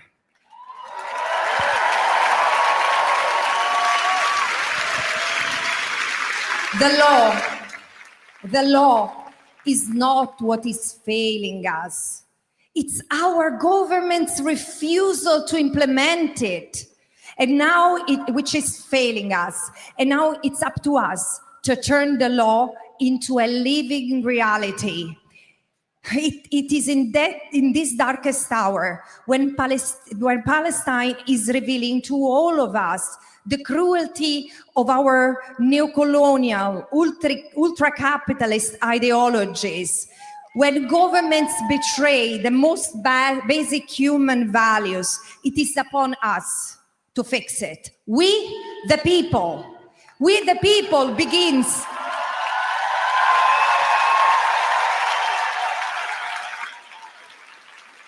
We the people, as the UN Charter begins, we must act, and through that action exert our power. And how do we do that?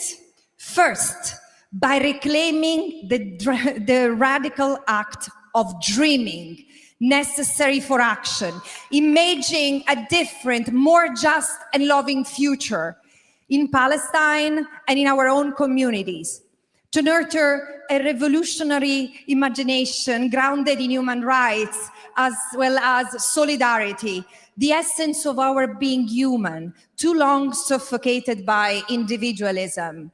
We need to imagine a new multilateralism, which is for the many, not for the few.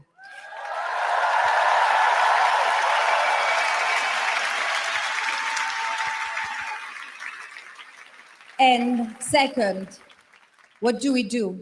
How do we do? By acting. Stop waiting. Organize, protest, demand more from your representatives. Disrupt, strike, boycott, speak out. Speak out at dinner tables, on streets, online. Relinquish an inch of your privilege so that an entire people doesn't have to lose everything. And do not fear losing. If enough of us lose just something, we all gain. Governments Governments will eventually follow. There is no other way. And each act of courage, each moment of solidarity helps preserve our shared humanity and leads us toward collective justice. Change will come through. Palestine will be free. And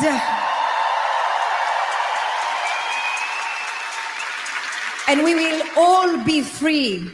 We will all be more equal and more human. But today, giving up is not a choice. We don't have that luxury. So let's start from here, together. Thank you.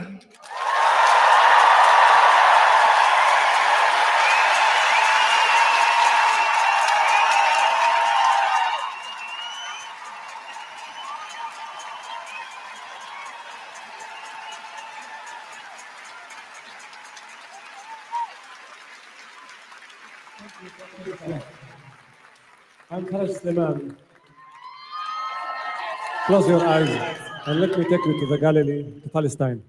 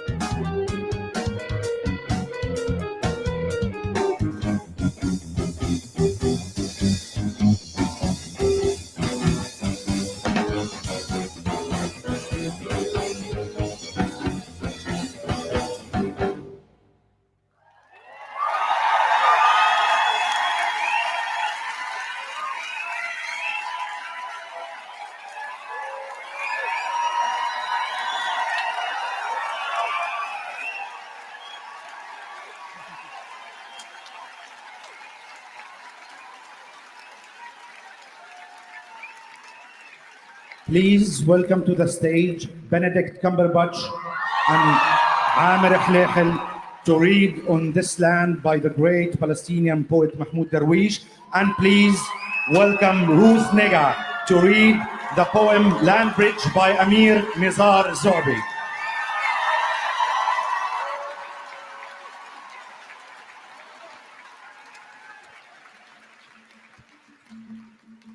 على هذه الأرض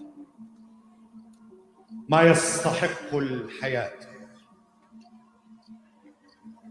تردد إبريل، رائحة الخبز في الفجر، تعويذة امرأة للرجال، كتابات أسخيليوس، أول الحب، عشب على حجر، أمهات تقفن على خيط ناي، وخوف الطغاة من الذكريات. On this land, there are reasons to live.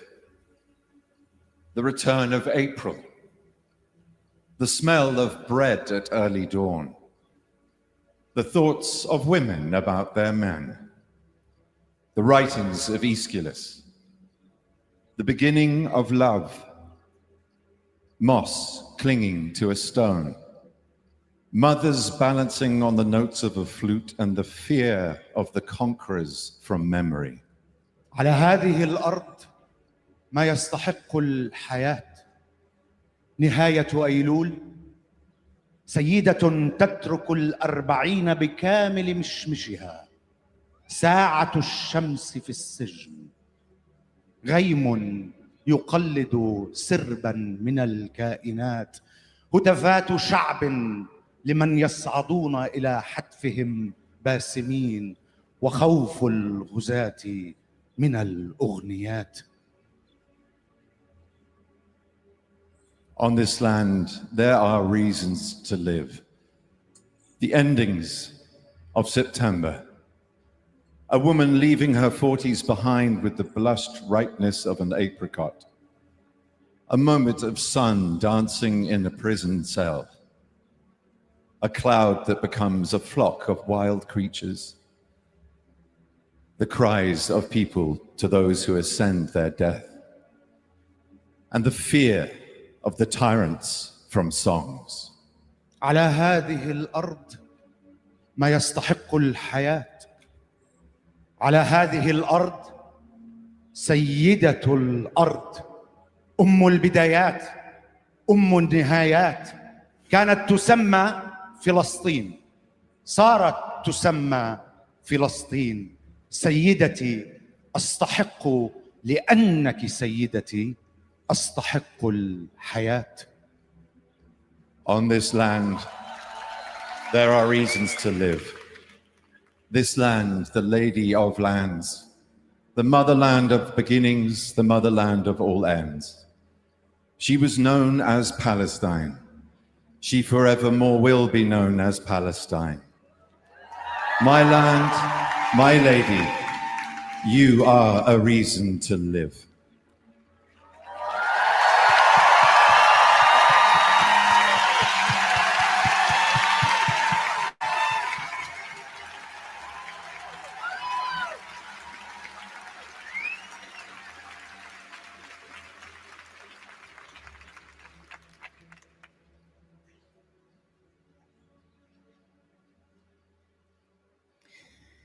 In the dust of this war, remember, this land is a narrow corridor between a desert and a sea. Everyone was here. Hulagu Khan is coming from the east, riding with his Mongol horde, and Napoleon is galloping from the south, while Samson is chasing Delilah on the Gaza beach, under a sun that's falling and 10,000 bombs. Sometime between a sandstorm and a broken cloud, they were all here. Lionheart meeting thirst, defeat, and Titus, and if you look behind them, you might see King David still practicing his harp in C sharp. And Titus burns one temple, while Omar bin Khattab prays in the shade of another.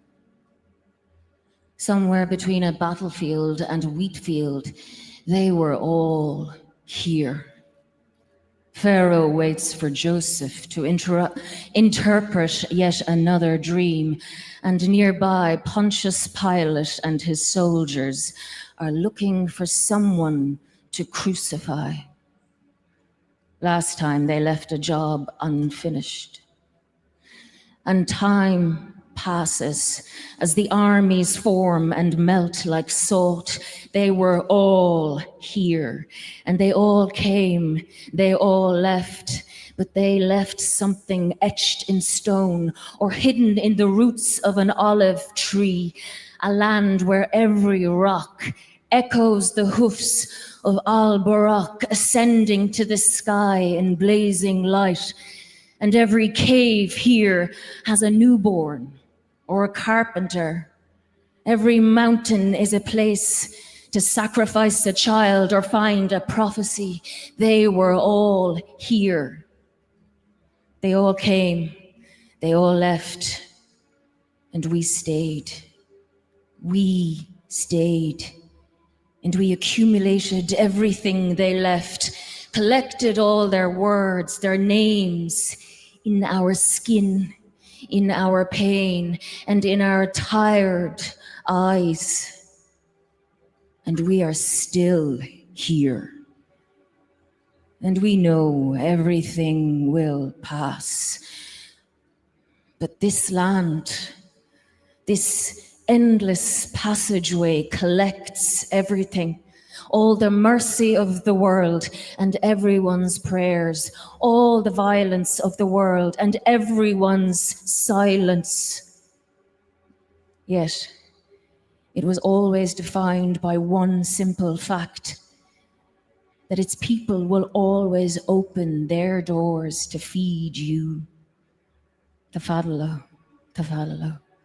You are welcomed to our tent, to our past, to our dust, to our pain.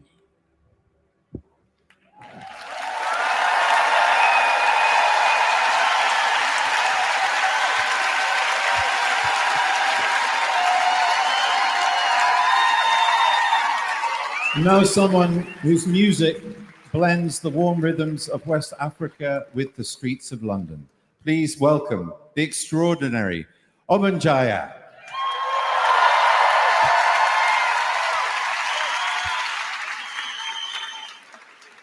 Good evening.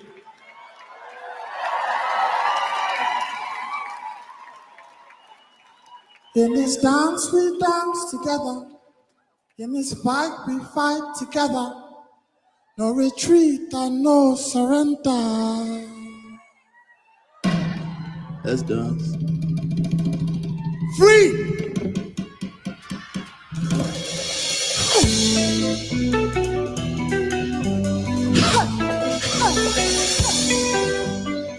I wasn't looking, but I found you, yo. My holy mountain, yo. My holy mountain, yo.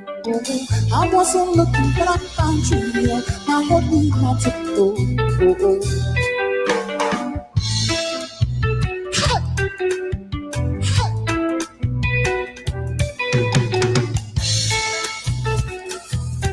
You've left your mark in my head.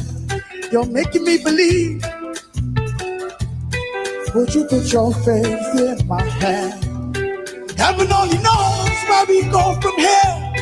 Take a look at me, I don't want to be alone. Well, I've been around, rolling in the dark. Take me as you found me, I want to go a garden with you. I wasn't looking, but I found you, yo. My holy mountain, yo. I wasn't looking, but I found you, yo. My holy mountain, yo. I wasn't looking, but I found you, yo. I wasn't looking, but I found you, yo. I wasn't looking, but I found you, yo. My holy mountain, yo. Take your pain off, let me try. I'm not dressed on, nothing to hide. I want to know you. I want to learn you. I want to praise you and celebrate your name. I wasn't looking, but I found you, yo. My holy mountain, yo. My holy mountain, yo. I wasn't looking, but I found you, yo. My holy mountain, yo. I wasn't looking, but I found you, yo. I wasn't looking, but I found you, yo. I wasn't looking, but I found you, yo. My holy mountain, yo. Hey! Hey! I wasn't looking, but I found you. I wasn't looking, but I 1, 2, 3, go. I wasn't looking, but I found you, yo. My holy mountain, yo. My holy mountain, yo. Oh, I wasn't looking, but I found you, yo. My holy mountain, yo. I wasn't looking, but I found you. I wasn't looking, but I found you. I wasn't looking, but I found you. My holy mountain, yo.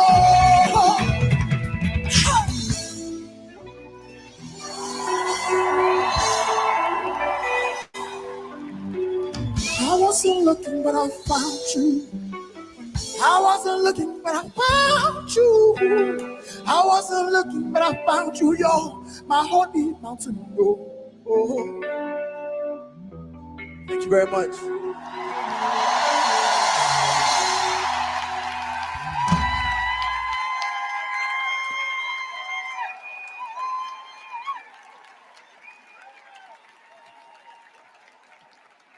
And now, please welcome to the stage Rachel Chenoriri and Kat Burns.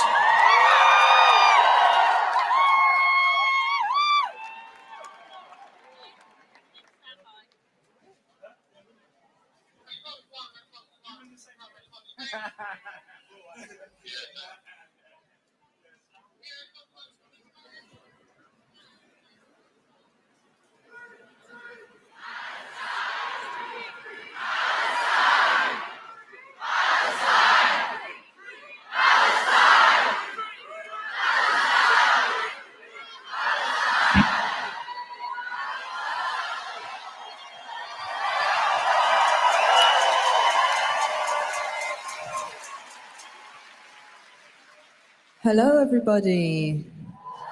Hi. My name is Rachel Chenoriri, and I'm here with Kat Burns and Jack Conroy. And we are so grateful for you all for coming down today to support the fight for what we're all rooting for, which is the freedom of the Palestinian people.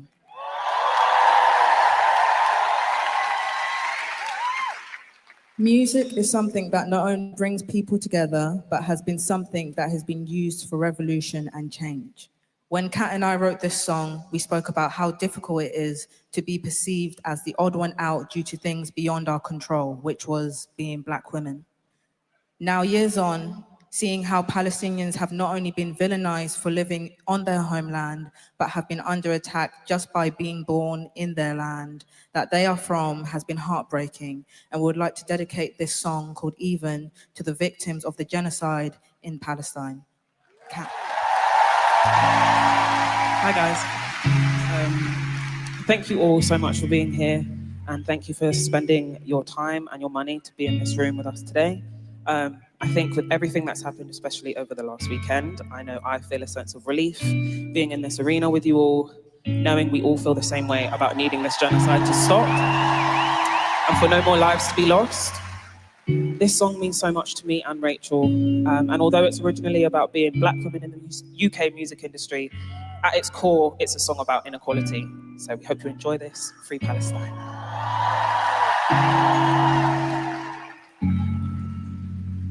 Wish I could lay my head to rest with a little more money. I wouldn't worry about a hit, a trick, a miss, or a stupid anybody. Ain't no hurry. Maybe the dark never comes to light. Shine as bright, treat it right. Thought we were far, but we always lose. Tie my shoes ready. We talk the same, dress for fame. Why does no one else believe in us? The same, never change. Guess they never played us even. Guess they never played us even. Guess they never played us even. I wish I didn't have to climb twice as high for them to see me. Isn't it crazy that if I raise my voice or speak my mind that I risk everything being taken from me? Maybe the dark never comes to light. Shine as bright, treat it right. Thought we will fall, but we always lose. Tie my shoes ready. We talk the same, dress for fame. Why does no one else believe in us? The same, never change. Guess they never played us even. Maybe the dark never comes to light. Shine as bright, treat it right. Thought we would fall, but we always lose. Tie my shoes ready. We talk the same, dress for fame. Why does no one else believe in us? The same, never change. Guess they never played us even.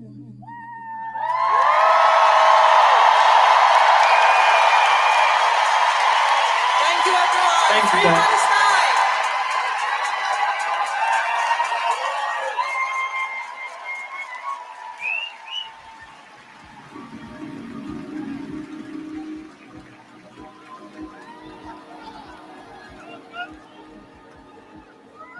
London, how you feeling? You good?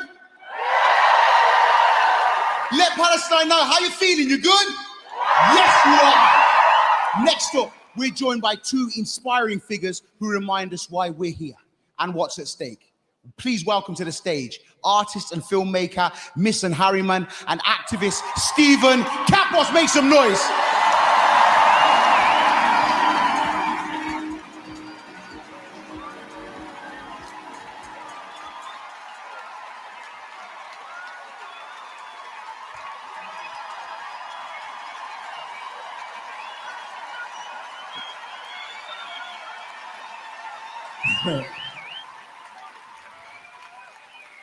Thank you, girls. It has been my absolute privilege to spend time with Stephen and be able to take his portrait. Wow. I see you every week at the protest, Stephen, walking in solidarity with the people of Palestine.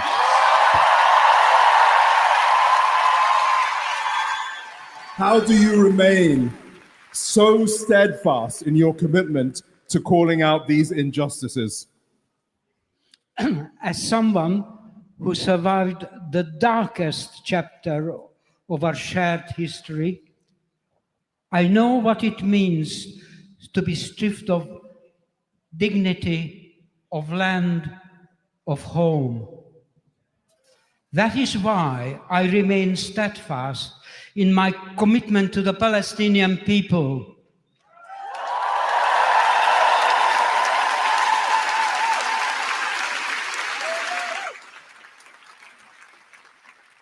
Their struggle for freedom, justice, and return is not separate from mine. It is a part of the same cry for humanity.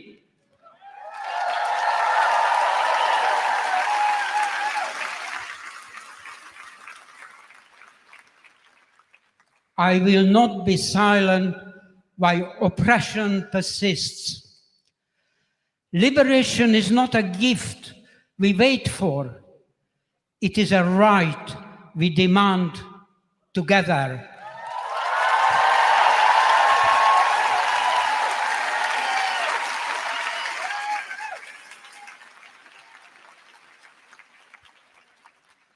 I am honored to welcome someone from Ta'awun, one of the Palestinian-led charities benefiting from tonight. And as a child survivor of the Holocaust, I am personally moved by their work supporting thousands of orphaned children in Gaza.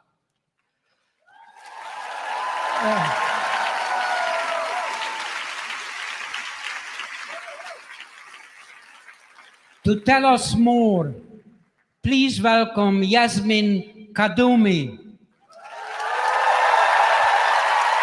And give it up for the legend that is Mr. Stephen Kappos. Let him show the love. Be the love.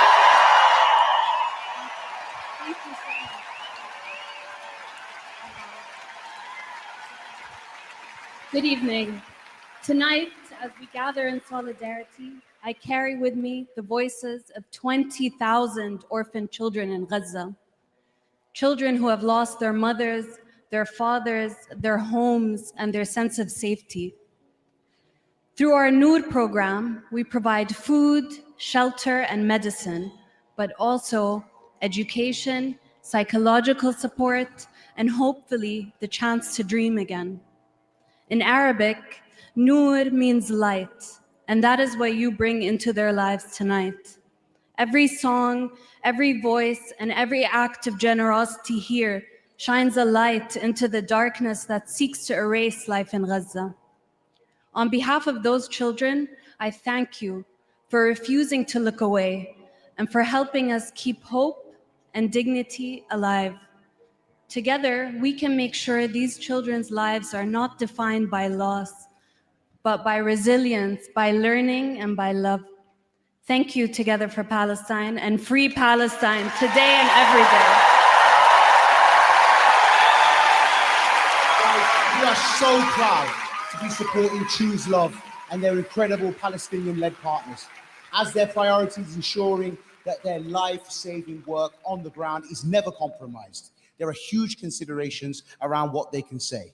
Their position and access to those in need cannot be compromised. Here on stage, we can speak freely and independently of our charity partners, who we are so proud to support tonight. We're now going to hear about a second charity benefiting tonight, the Palestine Children's Relief Fund. The third charity.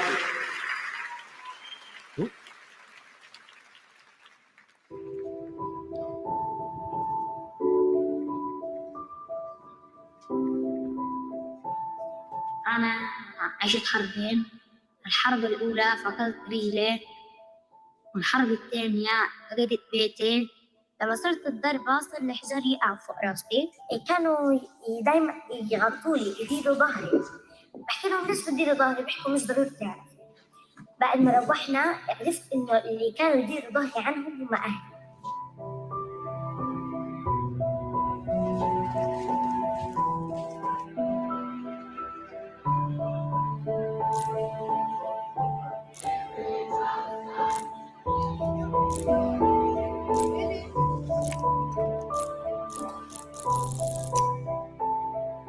فيدي أغير العالم 5 أصحاب.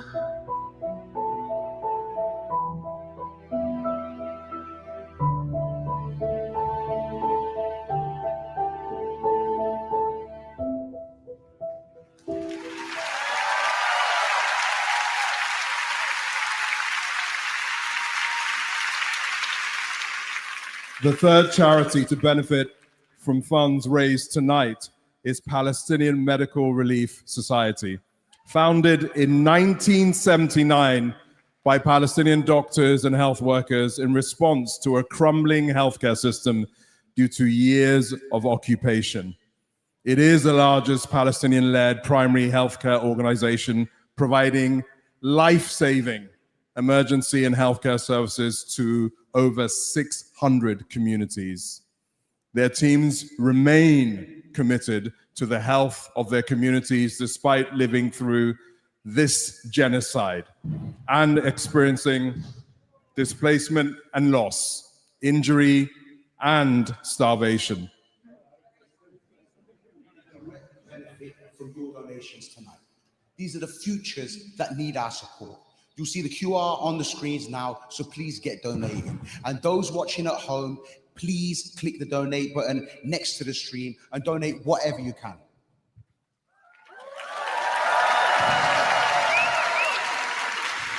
Now, it's our great privilege to introduce the next act for this evening, the architect of this gathering and the quiet force behind so many sounds of hope.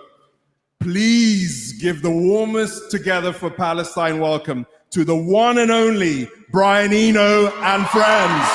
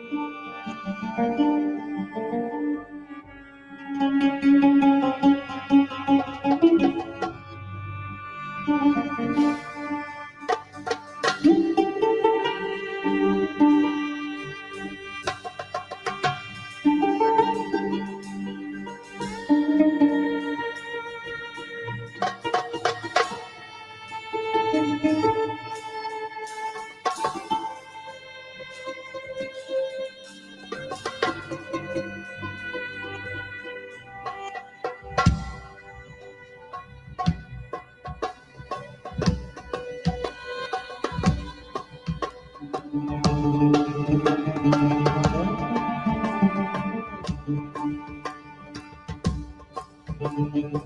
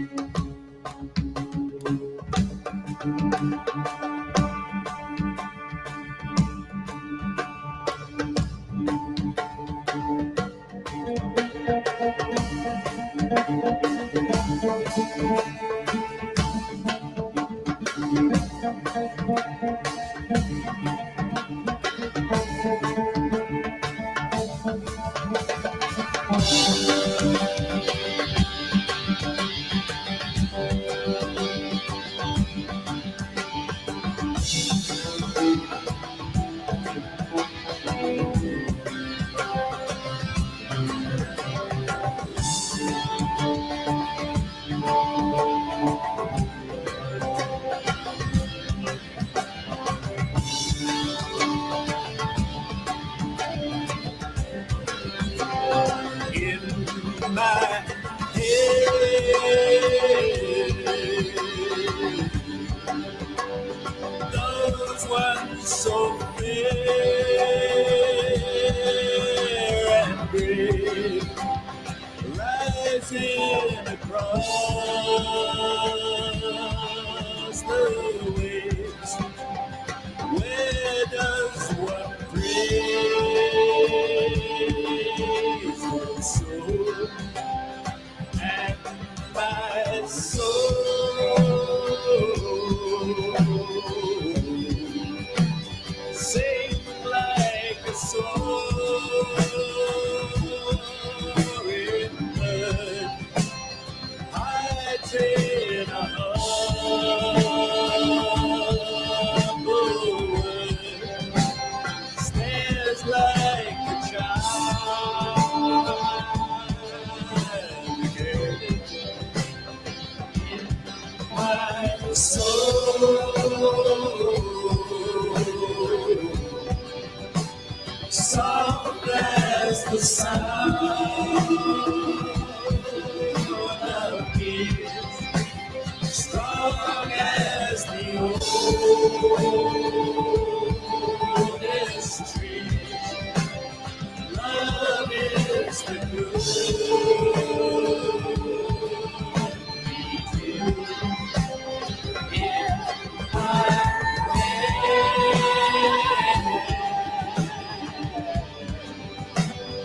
love is the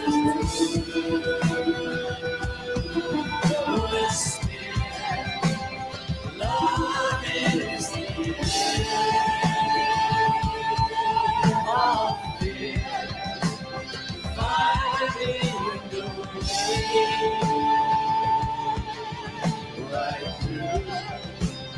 Here I go.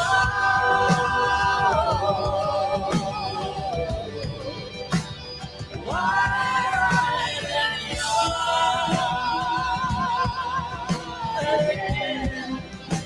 summer is burning through, finding a way to you. Oh, oh,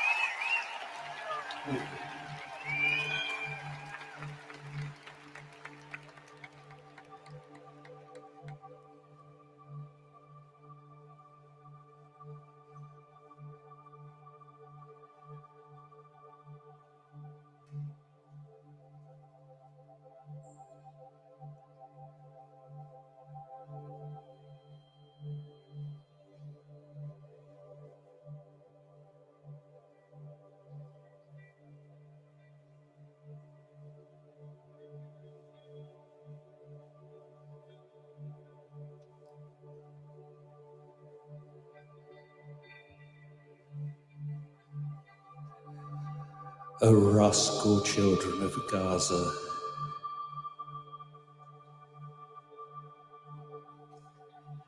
you who constantly disturb me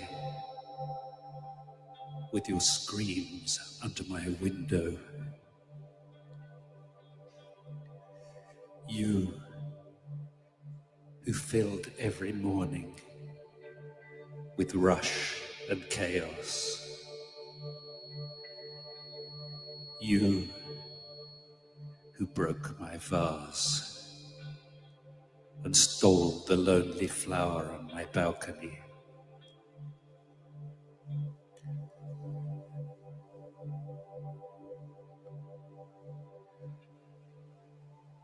Come back and scream as you want.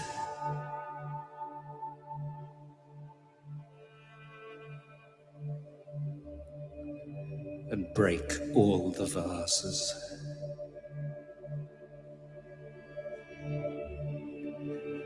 Steal all the flowers.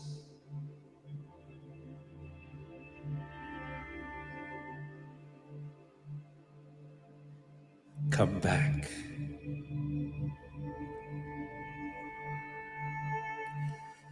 Just come back.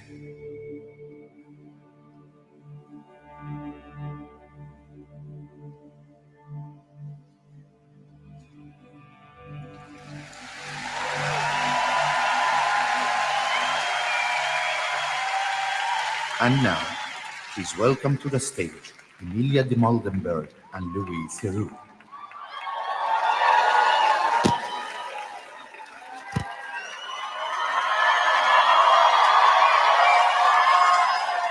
Hi, everyone. Hello.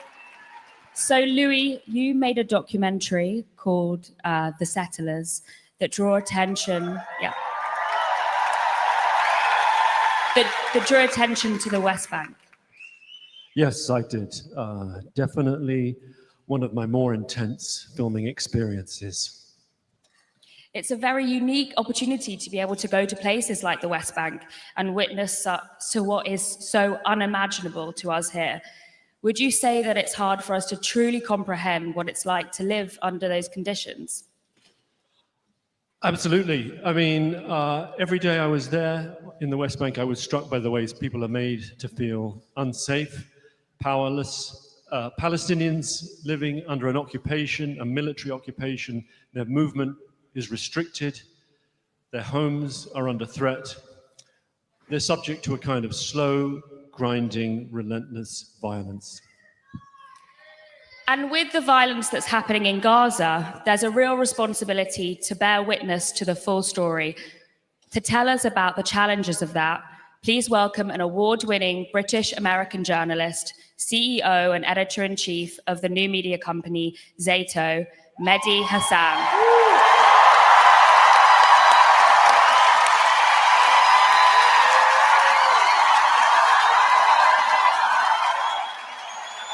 Thank you very much.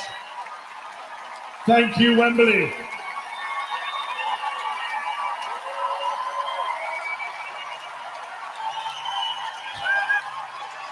Ladies and gentlemen, brothers and sisters,